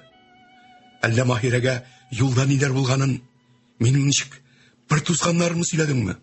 Эй, җүләркәем. Юк, Маһирәгә дә юк. Әти кортлар белән мәшкилә. Аңа булышырга туры килде. Тагы бер сайырган. Моның кадәр ишле күчнек күргәнем юк иде әле. Кара әле, умарталар саны ишәйгәннән ишәя бара. Балы да шактый буладыр. Нишләтәсең сез аны? Сатабыз. Сезнең күк, без дә акча эшлибез. Менә шулай, тырышабыз, тырмышабыз инде Нургали. Тиздән кайтсаң, җаным. Маһирәң белән кайтсаң да бер сүзем юк. Әткәй дә олыгаеп бара бит. Син кирәк монда, син. Сүз дә сүз сулкаем, мунчада сүз сөйләмиләр. Мунчада, беләсеңме нишлиләр? Икесе дә көлеп җибәрделәр. Мунчада чабыналар. Ят әле. Тәгәрәтеп ике милек белән назлый-назлый бер чабыйм әле үзеңне. Һай җаным. Нинди генә хош хисләр юк буларда. Рәхәтләнеп иснәле башта. Ә син беләсеңме? Бу милекләргә ниләр кушып бәйләдек без әткәй белән? Ике төрле битнек. Мәтрүшкәләр араларында кайын яфраклары үзләре дә хуш исле бит. Нургали җаным, туктале. Тагын бер генә сүз әйтим әле. Шуны гына әйтәм дә башкача сүз сөйләмим. Нургали, никахыгызны монда түгел, Маһирәләр йортында яңартыгыз. Шуңа разый булсагыз, мин дә ризалыгымны кулдан язып, үзегезгә биреп җибәрмен. Газзабану, җаным, рәхмәттән башка һич сүзем юк. Гафу ит, зинһар рәнҗемә безгә. Тиздән мин бөтенләйгә кайтам. Һич шиксез кайтам. Дөресен әйткәндә, китәсем дә килми. Һай, бер дә китәсем килми бит, Газзабану. Хәзер китми дә булмый шул. Ни хәл итмәк кирәк? Вагыда иман. Әйтсәм әйтим инде, көлсәң көләрсең. Сине калдырып китәсем килми. Чынлапмы, Нургали? Әллә шаяртасың гынамы? Юк, чынлап, бәгърем.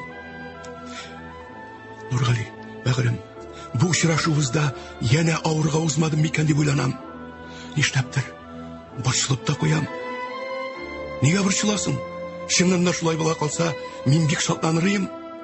Әгәр без ерак сәфәргә чыгып киткәнче билгеле булса, син шунда ук хәбәр бир. Алдан килешенгән буенча Кытайга барып, товарларыбызны алып кайтуга, Маһирә кайтса да, кайтмаса да, мин монда кайтачакмын. Көзгә авырышлар вакытында ничек тә кайтып җитәргә тырышырмын.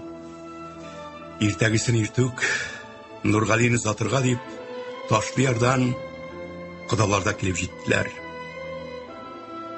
Ат җигүле, Хафиз бузлада, моңсулы, ыгы-зыгы хушлашу. Сау бул, Маһирә. Бергә кайтыгыз. Нургали янында булгач, бу йортта син дә кадерле кеше. Шуны онытма. Нургалине сакла. Ул барыбыз өчен иң кадерле кеше. Хәерле юл сезгә, диде Газзабану тыныч кына. Әмма Нургали белән аерылганда, аның бу тынычлыгы ахырга кадәр саклана алмады шул. Бигрәк тә үз урамнарыннан чыгар алдыннан атның туктап калуы, Тарантастан Нургалинең сикереп төшеп, кире борылып йөрә башлавы, Газзабануны бөтенләй әллә нишләтте. Җаным, нәрсәне онытып калдырдың дип, аның да Нургалигә каршы йөгерүе. Ниһаять, бер-берсенең кочагында килеш, Нургали. Син каласың, бәгърем, син. Кабат хушлашмыйча, урамыбызны да, сине дә калдырып китә алмадым, диде. Һәм бер-берсенең күз яшьләренә чыланып, менә шулай әллә нинди ичке газаплар белән аерылыштылар алар.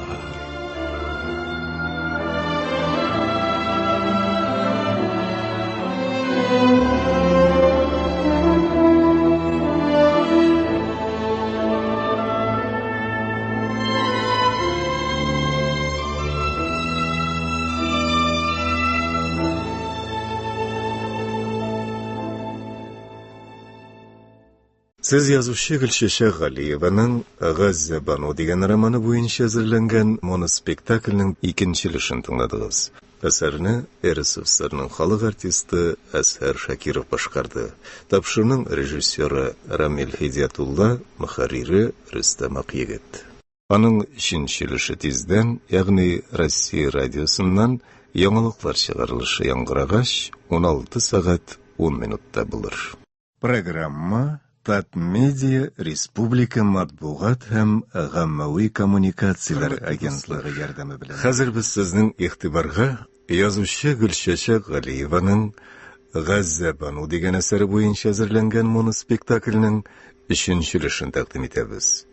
Әсәрне РСФСРның халык артисты Әсәр Шакиров башкара. Тормыштан алып язылган бу әсәрнең алдагы өлешләре турында бер-ике сүз. Газза Бануның 1 ел гына яшәп калган ире ачлык елларында акча эшләргә дип Ташкентка китә. Анда ул үзенә эш биргән бер байның кызы Маһирәгә өйләнә. Яшь кәләшен туган авылына беренче хатыны Газза Бану янына алып кайта. Әлбәттә, башта бер кадәр киеренкелек туа. Ләкин иренең кайнар мәхәббәте, көндәшенең гөлҗайга гына торуы, өйдәгеләрнең җылы мөнәсәбәте Газза Бануны язмышы белән килешергә мәҗбүр итә. Санаулы ял вакытлары бик тиз үтә, китәр көннәр дә җитә. Кунаклар Ташкенттагы эшләрен бетереп, бөтенләйгә авылга кайтырга вәгъдә биреп, юлга чыгалар.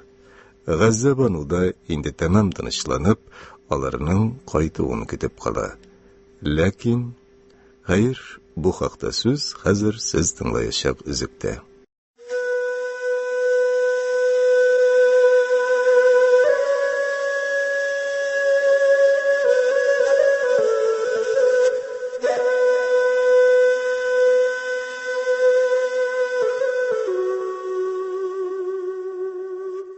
Кунакларын затканга нәк бер атна дигәндә, Газза Бану үзенең авырлы икәнен сизде. Шунда ук бөтен эшен ташлап, Нургалине хат язарга утырды. Нургали бәгърем, сөенче. Аллаһның биргәненә шөкер. Безнең теләкләребез бирәк тә синекедер. Кабул булган бит. Ничек сөенмисең? Барыбыз да исән сау. Шушы бер атна эчендә башкарган эшләребезне күрсәң, ничек шатланырың, җаным.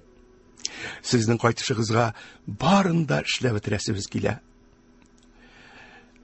Сезне затканнан соң без бөтенләй югалып калдык бит. Җитмәсә Хафизымның әтием нигә китте инде ул, безне калдылып дип, күздәшләре белән җылап кайтып керүләре изде үзәк бәгырьләребезне. Ни сабыр әткәйнең дә бу кадәр күңелсезләнгәнен күргәнем юк әле. Әнкәй бик бетереште. Әллә нинди шамасыз сагыну белән сагына үзеңне. Син аның үзенә генә атап бер хат җибәр әле. Җылы итеп яз. Бел аны. Маһирәгә, Зәйнәп апага, Лыкман абыйга барыбыздан да сәлам тапшыр. Нурислам кайчан кайта икән? Аның артыннан хат та җибәрә күр. Саҗидә бик борчыла. Анда эшкә калуын бер дә теләми. Нургали, эшләрегезне тизрәк бетереп, кайту ягын карагыз инде. Маһирәңә, балалар, яшьләр аны сагыналар. Һәр йортта диярлек ул калдырган җырларны җырлыйлар. Карале, Нургали. Үзеңә ошаган исемне сайла да, миңа язып җибәр. Яме бәгърем. Сау бул. Түземсезләнеп хатыңны көтәм. Озын итеп яз. Бел аны. Сагынуларым биниһая, мөмкин түгел аңлату. Сагынам бәгърем, бик сагынам. Сагынам сине көн сайын, һәр кич сайын күккә карап, излим йолдызлар сайын. Сәлам белән, Газза Бануың, 2 июль 1924 ел.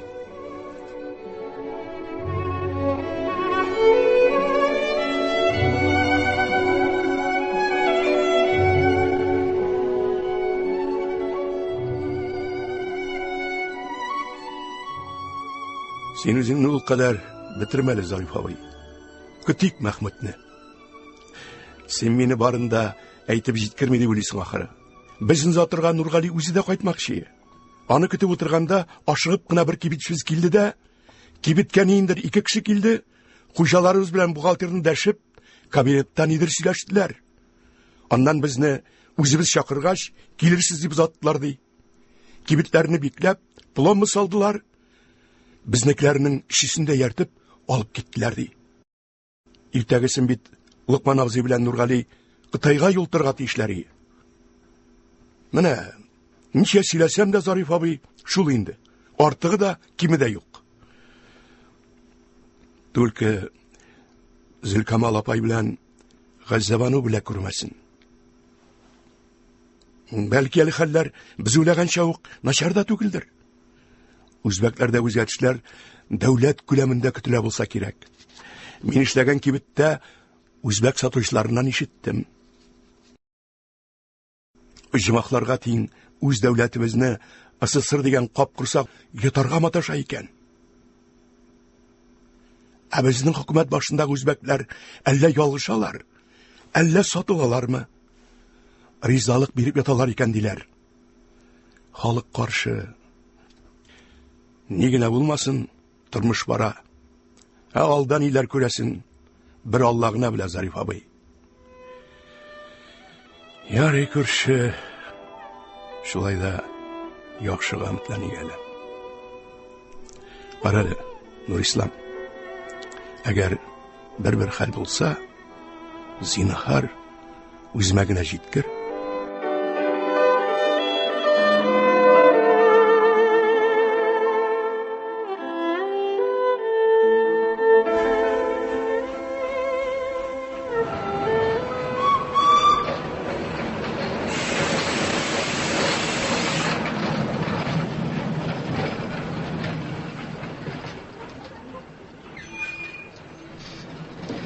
Мәхмүтне каршы алырга поездга үзе килде Зариф.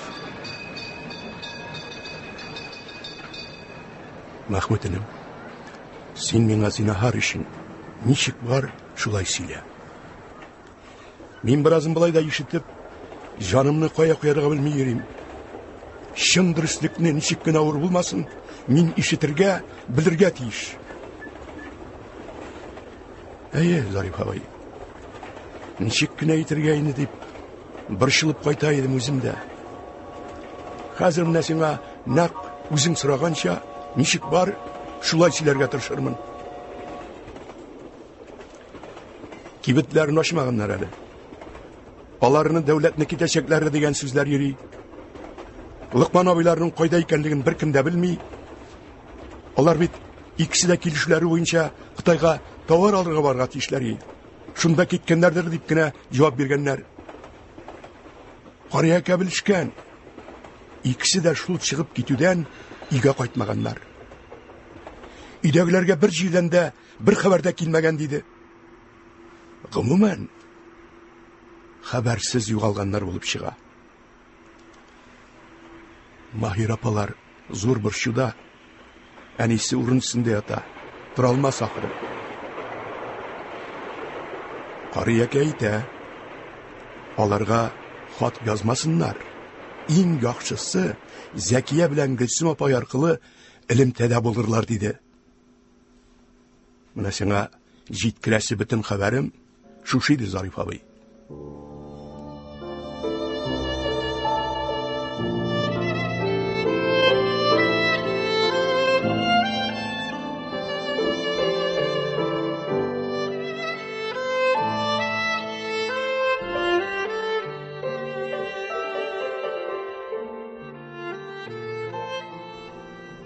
Эй, Ходаем, малларың гына түгел, инде башларында ашадылар микәнни?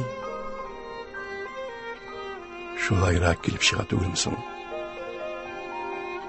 Маһирәләрдә кызганыч, күпме мөлкәтләре яна. Лукманнан башка ничек яшәр алар? Ә безгә нишләргә хәзер? Нишләргә?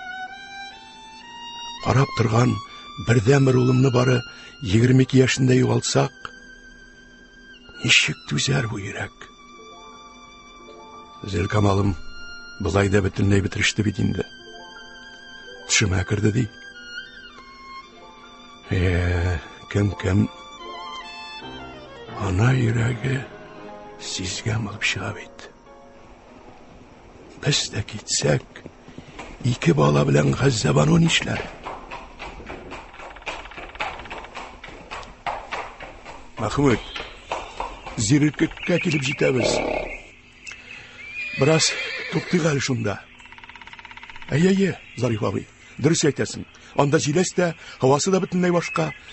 Әзрәк ял итеп алсаң начар булмас. Агарып та киттең. Төшәргә булышыйммы? Юк, гыным.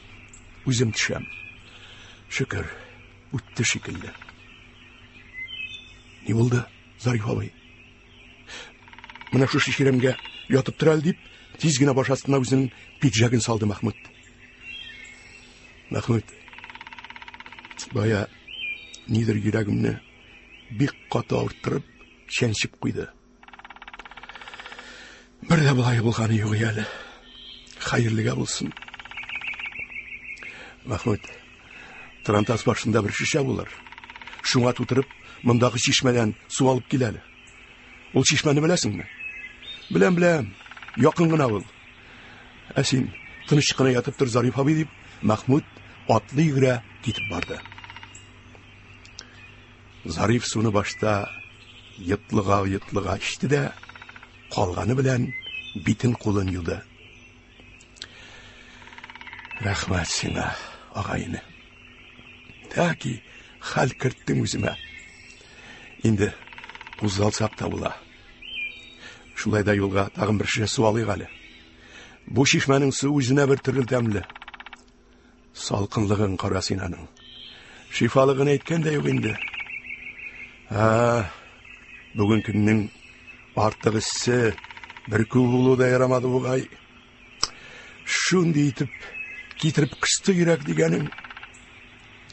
Ишкынам дип торам. Котымышты. Сиздем мен аны, Зариф абый. Үзем дә куркып калдым. Тагын әзрәк ятып тормыйсыңмы соң?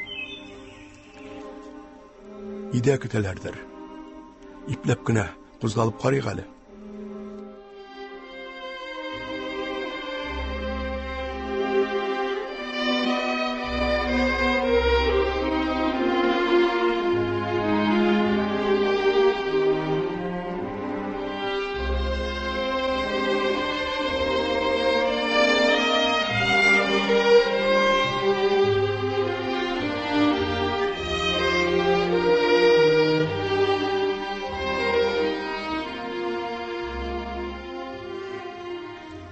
Зарифның капкадан кергән тавышын ишетүгә идәгләр атылышып чыктылар. Иң алда Зөлкамал. "Я, әтисе, Махмуд кайттымы? Нинди хәбәрләр алып кайтты? Карьяка дигән кеше килгәнме? Нургалиемнән нинди хәбәр бар?" "Эй, хатыннар, сез мине чәй белән сыйлау турында уйламыйсыз да ахры? Таң атканчы чыгып киткән кеше бит мин. Әткәй җаным, самавырыбыз кайнап тора, бәлешмештә. Хәбәрләрең безне сөендерерлек булса, кулларыбызда күтәреп алып киребез", дип кабалана ук башлады Газзабану. "Тынычланыгыз, зинһар. Бар да Аллага шөкер. Нургалиләр Кытайларына киткәннәр. Озаграк торга туры килсә, борчылмасыннар, үзебез хәбәр итәрбез, көтсеннәр" дигән. "Көтәрбез, биргән булса. 3 елдан артык көткәнне берничә генә айга түзмәскә иеме карчык", дип әйтеп кенә өлгерде.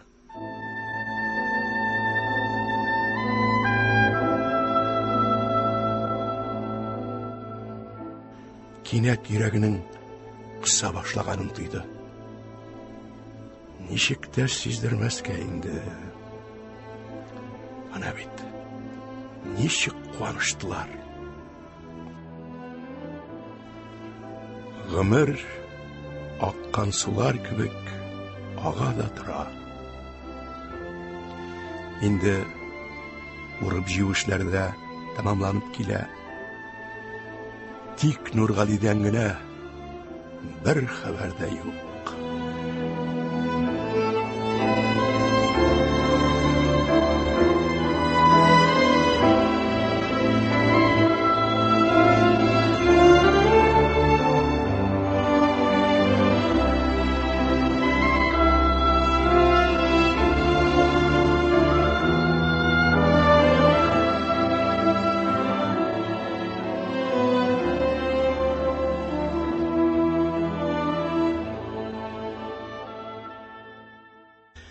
Бер көнне ашыгып кына Нурислам килеп керде.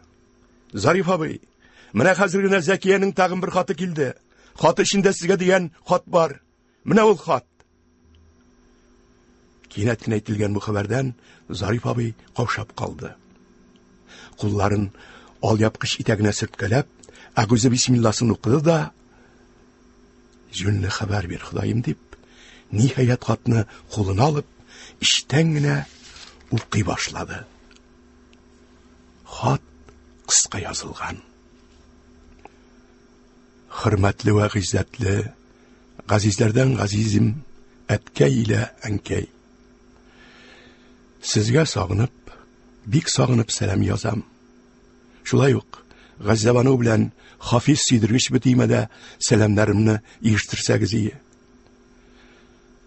Безнең хәлләр һаман да шул бер кие. Билгесез. Әниемнең сәламәтлеге бик какшады. Биргән дуаларыбызның да ярдәме аз. Үзем эшләп торам әле. Биргәнеңә шөкер. Әткәй, миңа күрсәткән ихлас хөрмәтләрегез, мине үз балагыздай кабул итеп алуыгыз өчен рәхмәтләрем чиксез сезгә. Сезнең барчагызның да Аллаһы Тәгаләнең һәр даим рәхмәтендә булуын телибез. Әткәй, ни генә булса да өмет белән яшәргә язсае. Өметебезне югалтмыйк әле. Зөлкамал әнкәйне сакларга тырышыгыз инде. Төшләремә борчылып керә башлады. Газзабануга җиңеллек, сабырлык бирсен Раббым. Амин. Ярый, хушыгыз, таза сау яшәгез. Мин җибәргән юл белән хәлләрегезне белдереп, җавап язалсагыз, бик шатланырыйк. Сәлам белән киленегез Маһирә.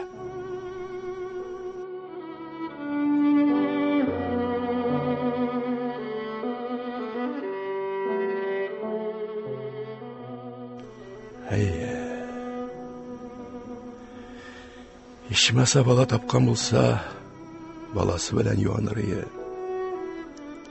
Инде әнисе дә ташлап китсә, нишләр ул Маһирә? Әле без монда барыбыз да бергә дигәндәй, борчуларны да, дөнья мәшәкатьләрен дә бергә күтәрәбез. Шөкер Худайга. Ялгызлыктан үзең сакла.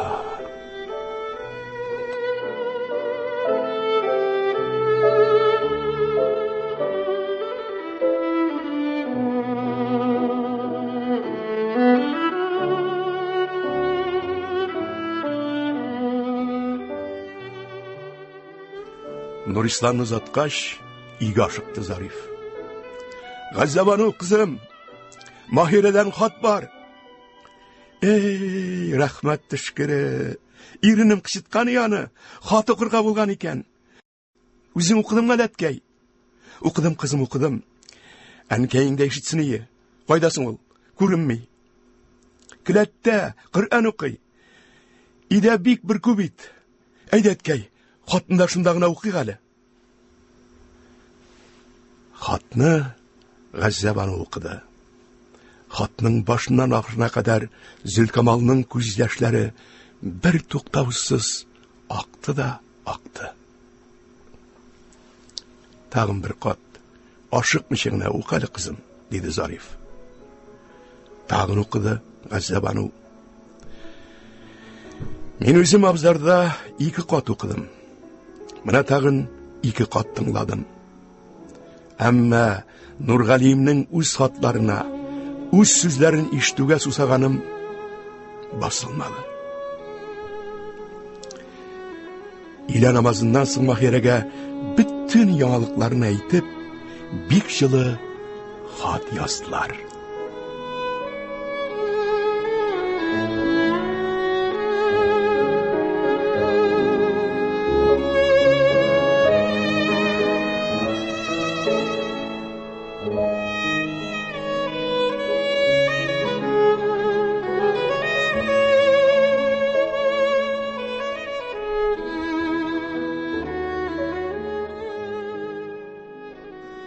Сентябрьнең соңгы көннәре. Бу елның көзе дә назлы җәеннән аерылырга теләмичә үзенекен итә. Әбиләр шуга әле киләсе айда да дәвам итәрдиләр. Вакытын белеп кенә җылы яңгыр явып китә. Искән җилләре дә җылы, җанга рәхәт. Тик Нургалидән генә бер хәбәр дә юк. Bütün җирдә көзге матурлык. Менә шундый матур итәләрнең берендә Газзабану төшендә Нургалиен күреп җылап уянды. Балам, ни булды? Ник җылыйсың?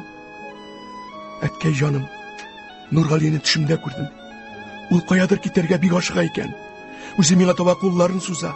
Сүзе юк. Ә мин аны сүзсез дә аңлыйм шикелле. Әйдә минем белән бергә китик дип әйтә төсле. Ә мин шатланып, хәзер дип аңа таба ашыгам икән. Инде кулларыбыз тоташа дигәндә генә уянып кына киттем бит. Ник уяндым мин, әткәй? Никләр генә уяндым соң? Кичтән тилмереп сораганым үзеннән. Ишмаса бүген төшмәгенә кирип булса да миңа күрен, зинһар дип. Ишеткән бит. Җан кисәген. Ишеткән. Мин уянганыма үкенеп җылыйм. Үзе юк та. Юк инде. Төшләремдә генә булса да бер күреп калсам, йөрәгемә аз булса да ял булыр иде дип ни теләдем. Ей хәткәй. Ул шул кадәр сагынган. Сүзе белән әйтмәсә дә, әллә каян күренеп тора. Ә үзе каядыр ашыга. Ярый кызым, тынычлан. Рәхмәт, әткәй. Әлдә ярый, сез бар. Әнкәй белән сез булмасагыз, әллә качан саргаеп үлгән булыр идем инде мин. Алай димә, балакаем, алай димә. Беребезне дә сабырлыктан мәхрүм итмәсен Ходаем. Барыбыз да исән булыйк әле.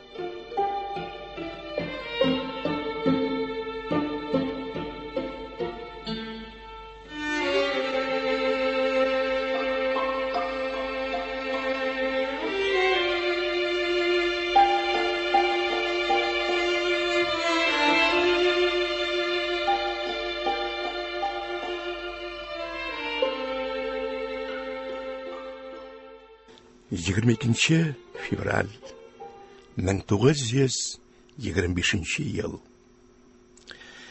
Кышның инде соңгы көннәре булса да, ул әле тиз генә бирешергә теләми кебек. Иртәдән бирле тын гына йомшак кар ява. Көн кичкә ушканда Газзабану кәефсезләнә башлады. Балакаем, баядан бирле күзәтәм үзеңне. Тулгаклыйсың түгелмисең син? Теге бүлмәгә урын әзерләдем. Син шунда кирип ятсаң хәзер. Үзең кире аласыңмы? Әллә булышыйммы? Рәхмәт яусын, әнкәй. Безнең эшләр шулайрак бугай шул. Нишләптер кызулый башлады бит әле бу. Әткәй Хафизны Нурисламнарга алып керсен. Саҗидәне монда җибәрсеннәр. Гызилбәнә тапайда калган сүзен әйтеп бетер алмыйча, эшен тотып, ішке бөлмәгә узды. Зөлкамал шидән 5 метрін эләктерде дә чыгып та йөгерде. Шул арада бөтен кирә-яракны алган Гыйзелбанат үзе пәйда булды. Я, ни хәлләр? Әле 2 сәгать кенә караган идем бит. Ашыгасы иттеңме ни җаным? Кая әле? Карыйк әле. Ага. Ул арада Киндек әбисе барын да тикшереп, бер дә куркырлык урын юк, барсы да тәртиптә. Ай. Билемне. Ай. Үтәлә кисә бит. Түз җаным, түз. Бик авырта бит. Үтерепләр авырта. Гыйзелбанат апай, җаным. Үләмеш. Үләм. Нинди үлү ел булмаганны. Кишән, тагын. Вайт, рахмат шүкре. Шунда үзенә якынай барган балага, әйдә матурым, әйдә җаным. Әниең бик көтә бит. Капкара шәшен күрәм. Менә? Юк, монда озак туру бик куркыныч аңа. Тына алмаячак. Газабану Киндек әбисен ишетми дә кебек. Кытыш-кыш көчле авыртудан күзен дә ача алмый. Хәсә, ишетәсеңме мине? Тырыш җаным, тырыш. Ниһаять, ишетте Газабану. Нәкъ Киндек әбисе кушканча тырышты.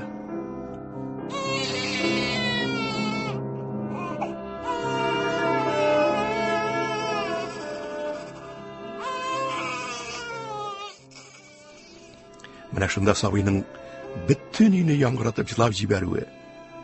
Әнием, аш күзеңне, күр мине. Минем дә сине күрәсем килә дип, җылыйдыр кебек төсле тыелды аңа. Әмма никтер күзен ача алмады. Киндек әбисенең Субханалла, тупырдап, булам дип тора торган егет бит бу. Төкле аягың белән балакаем.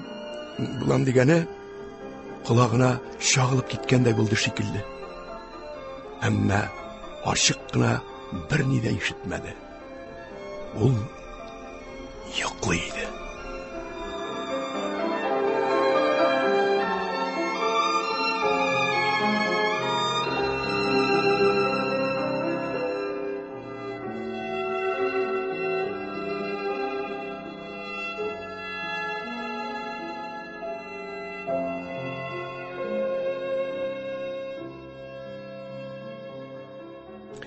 Кичкенә Нургалиемне алып кайттың бит җаным. Куйган да куйган Нургалием бит. Мин тапкан Нургалием дә нәкъ менә шундый матур малай иде. Аш алам күзеңне, аш. Газабану. Аллаһ Тәгаләнең рәхмәтедер бу безләргә. Нургали исеме кабатлана торгач, сискәнеп китте Газабану. Газиздән Газим бу исем Газабануның зиһененә яшендәй бәреп кирде. Татлы кысыннан уянып киткәндәй. Кая Нургали?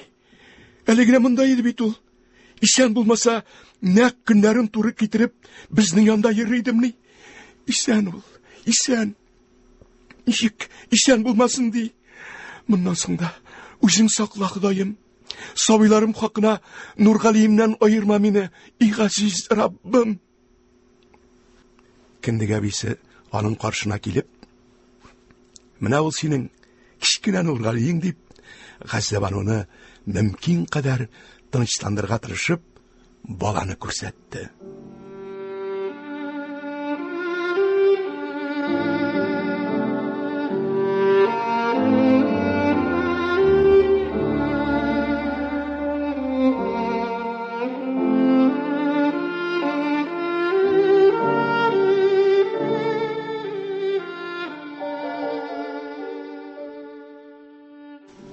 Газабану шунда җылап басып торган кайнынасын күреп, "Әнкәй, нигә җылыйсың? Җыламанкәй, Аллага шөкер, үзем дә, балам да исән сау. Минем хәлем әйбәт. Нургали бик теләгән иде шул аның ир бала булуын. Исемен дә үзе тапты бит. Харис. Ир бала гынамысың? Ул таш, Нургали. Рәхмәт, кызым. Булай булгач, аны күргә әтисе ничек кайтмасын ди. Кайтыр Аллаһы бирса. Харис дип исемне үзе бирде бит, җаным. Үзе. Йоклый әле ул. Уяна күрмәсен. Уянгач имезерсең. Әмма үзең тәмам тынычланып бетмичә торып, имезергә ашыкмалы, кызым. Иңлек синең үзеңә тынычлап ашап алырга кирәк. Атаң да борчыла. Тамагын карагыз. Көндез дә рәтләп ашамады бит ул бала ди. Хәзер мин сиңа калҗалы кайнар шулпа кертәм. Бәбишәем дә әзер. Әнкәй, рәхмәтләр яусын. Ул шулпаның тәмле исе инде баядан бирле борнымда. Ашамаган кая ул. Бәрәкалла, җаным. Бик әйбәт. Ашаган малда өмет бар ди безнең халык.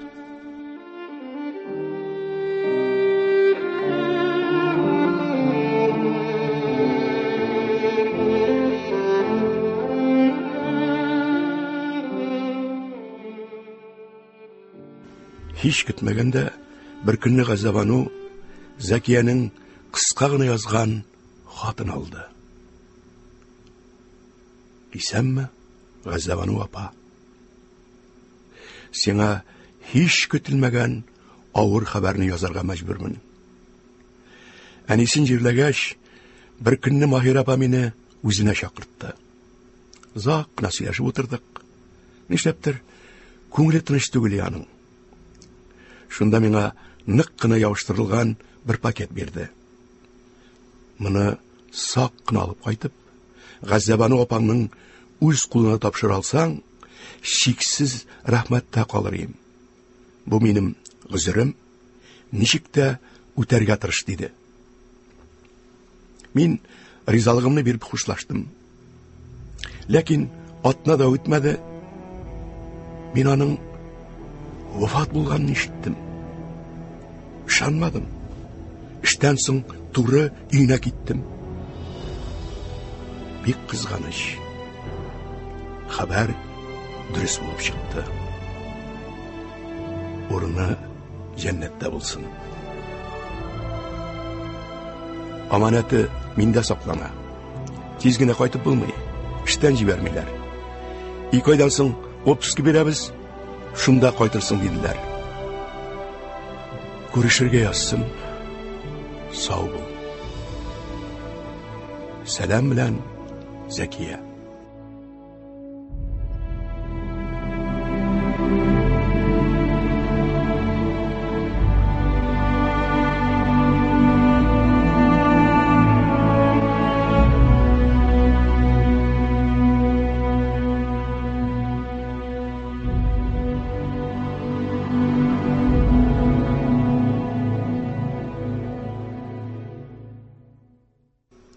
Бу хәбәрдән соң көне буе күземнән яшь китмәде. Инде мине Маһирәсез дә калдырдыңмы, Ходаем дип, еладым да еладым. Тоташ газапларда узган гомер юлым, хәсрәтле көннәрем бер-бер артлы күз алдымнан үттеләр. Нәкъ менә шул вакытта ишек белән мич аралыгының алгы бер ягында бер шәүлә күренгәндәй булды. Нургали имеш. Йоклында шикелле үзе. Шулай да күңелемдә йөрткән бөтен үпкә сүзләремне әйтеп калдырга кирәк дип, белеп торсын дип уйлыйм. Нургали җаным, исән чагында да мине сары сагышларга салып яшәдең бит. Газза түзәр әле, түзем бит ул дигәнсеңдер. Менә түземлегем бетеп, үз-үземә кул салсам, нишләрсең? Юк, Аллаһым үзе сакласын дип әйтеп кенә өлгердем. Күз алдында торган теге кара шәүлә тора бара гел Нургали төсенә кереп, өйнең теләсә кайсы почмагында пәйда була башлады. Күземне кая төшерсәм, ул шунда абачык күрәм. Йөзе булай тыныч шикелле үзе. Елмайып та куйганда итә. Әмма күзләрендәге моңсулыкның тирәнлеге әйтеп бетергесез. Бер-беребезгә карап туя алмаган гашыйклар күпме шулай басып торганмыздыр, әйтә алмыйм. Шунда Нургалием телгә килде бит җаным. Худайның рәхмәте. Миңа да, Маһирәгә дә рәнҗимә. Ул минем өчен өзелергә торган барыбер кыл гына иде. Üzülüp yaratkаным син, тик син генә булдың. Безнең янга килергә ашыкма. Синең үз дөньяң бар. Анда син күпләр өчен әле бик кирәкле кеше. Ата-бабалардан калган нигезне саклый күрди. Үзинде, үзе тавышы да үзенеке. Тик миңа караганда кыяфәте белән күпкә яшь, матур. Бөтенләй әллә нишләп киттем. Ни дияргә дә белмим. Баскан җиремдә каттым да калдым.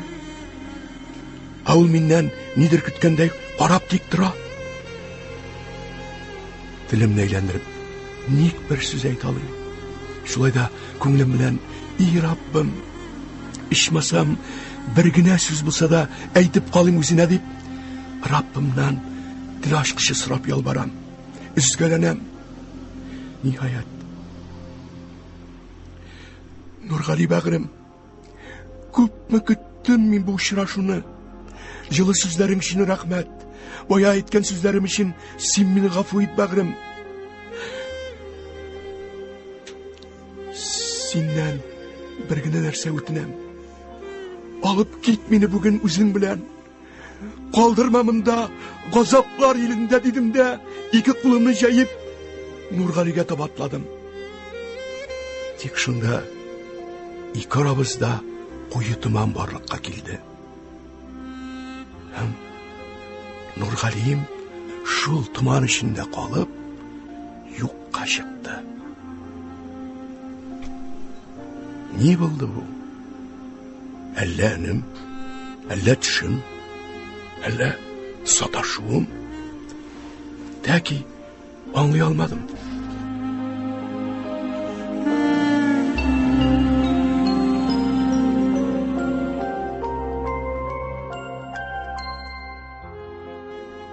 Бисмиллахны әйтеп, әкрен генә торып утырдым. Аннан Аятел Курси сүрәсен укып, бишле лампаны кабызып куйдым да, өемнең һәр почмагына күз салдым. Нургалием инде башка күренмәде. Йокысыз үткән бу төнем хәтеремдә мәңге онытылмаслык булып уелып калды.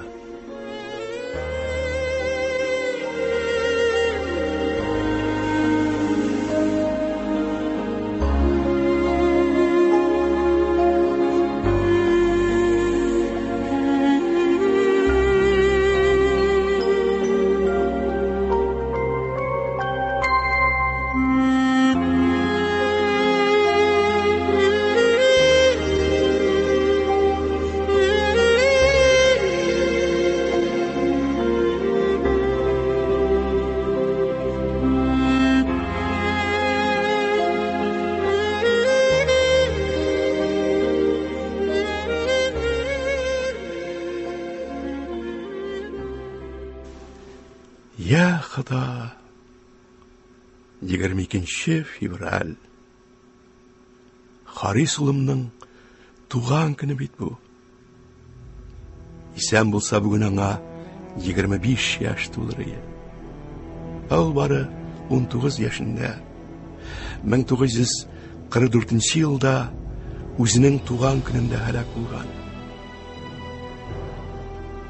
Üzülüp сөйгән яры калды. Сөембикә исемле кыз. Харисымның өліміне ышанмыйча һаман көтә.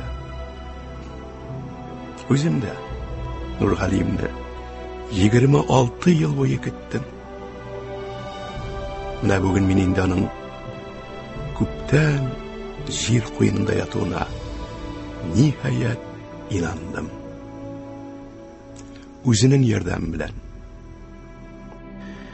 Беренче улым Хафизым 1930 елны армиягә алынды. Көнбатыш буенда хезмәт итте.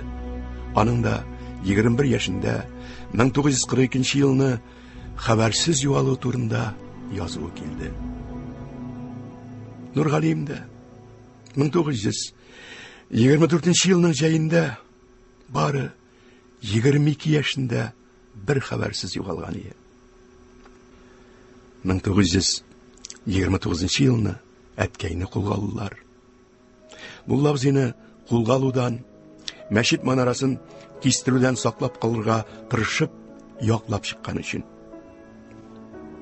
Фарук мулла белән икесендә Себергә җибәргәннәр дигән ярым йортлы хәбәрдән башка берни дә билгеле түгел. Шушы иң якыннарым, ике улым, ирем вә кайнатамның җәссәде кайларда ятадыр, әле һаман билгесез. Әткәй өчен хәсрәтләнүдән йөрәге күтәрә алмыйча шул ук елны әнкәй дә гүриясе булды. Шулай итеп, бер үзем япа-ялгыз калдым. Нинди матур, гөрләп барган тормышыбыз 20 ел эчендә пран-заран килде дә бетте.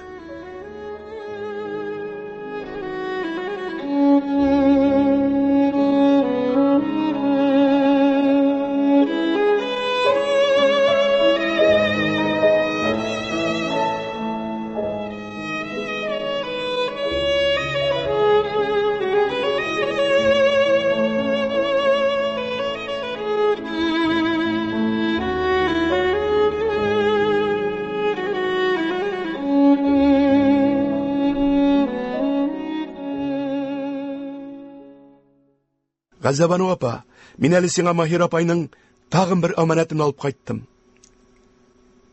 Син нәрсә сөйлисең, Зәкия? Әллә Нургалиемнең үзеннән бер хәбәр бармы?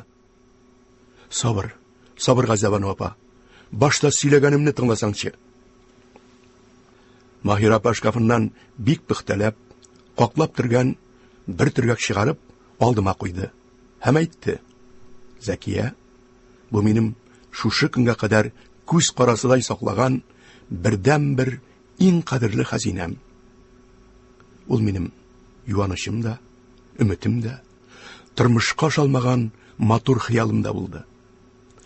Монда Нургалиемнең авылга кайтыр алдыннан махсус бик яратып тиктергән үс киемнәре. Менә бер көнне кайтып керер дә, шушы киемнәрен киеп, без яшибез әле. Күтәр башыңны, Маһирәкәй. Әйдә авылга, минекеләр янына киттек дип әйтүләрен күз алларыма китереп көттем." Язмагандыр инде. Хәзер үзең күреп торасың, хәлемнең кай тирдә икәнлеген. Тапшыр син аларны Газзабануга диде. Эй, рәхмәт төшкере. Аш тизрәк, җаным. Кая, үзем чишим булмаса. Бу кадәрсен һич тә көтмәгән идем. Нигә инде аны баш туга әйтмәдең? Газабану апа, тынычлан әле. Бар лучше ишегеңне бикләп кер. Маһир апа бик сак булырга кушты. Киемнәре кайтканын бер кеше дә белмәсен диде. Газабану кергәндә киемнәр өстәлдә җайлап салынган, өстә ап-ак күлмәге. Икесенең дә күзләре белдерәмә.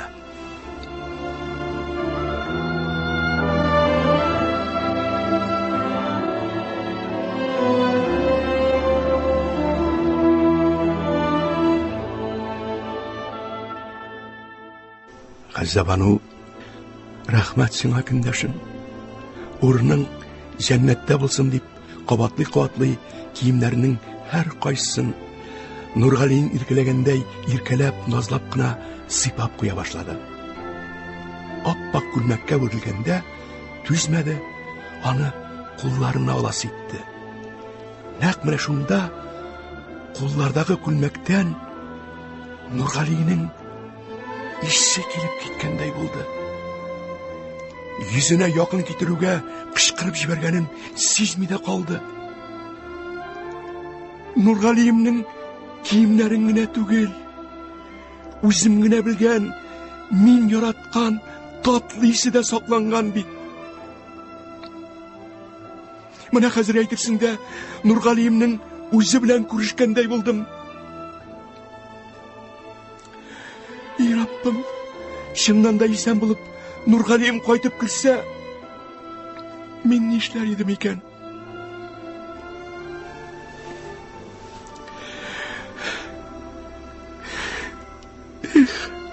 Маһирә,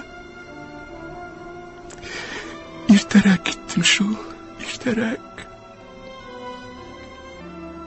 Маһирә җаным, Нургалиемнең без яшибез әле, күтәр башыңны, бәгърем дип кайтып керүенә өметемне уяттың бит. Дөресен әйткәндә кешене өмет дигән нәрсә яшәтә бит. Көтәр кешең булганда барына да түзәргә була. Мең рәхмәт сиңа, Маһирә.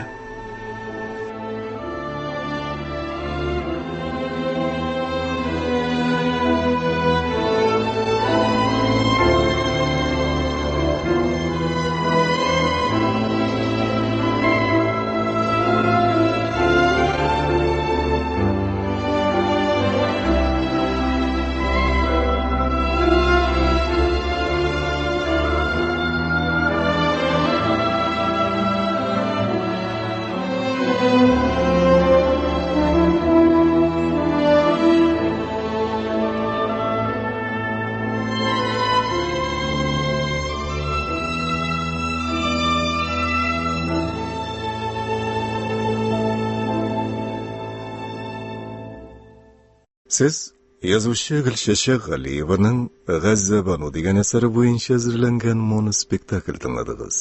Әсәрне РСФСРның халык артисты Әсһәр Шакиров башкарды. Тапшыруның режиссеры Рамил Хидиятулла, тауыш операторы Гөлнара Хикматуллина, мөхәррире Рөстәм Акъегет. Программа Татмедиа Республика матбугат һәм гаммәви коммуникацияләр агентлыгы ярдәме белән әзерләнде.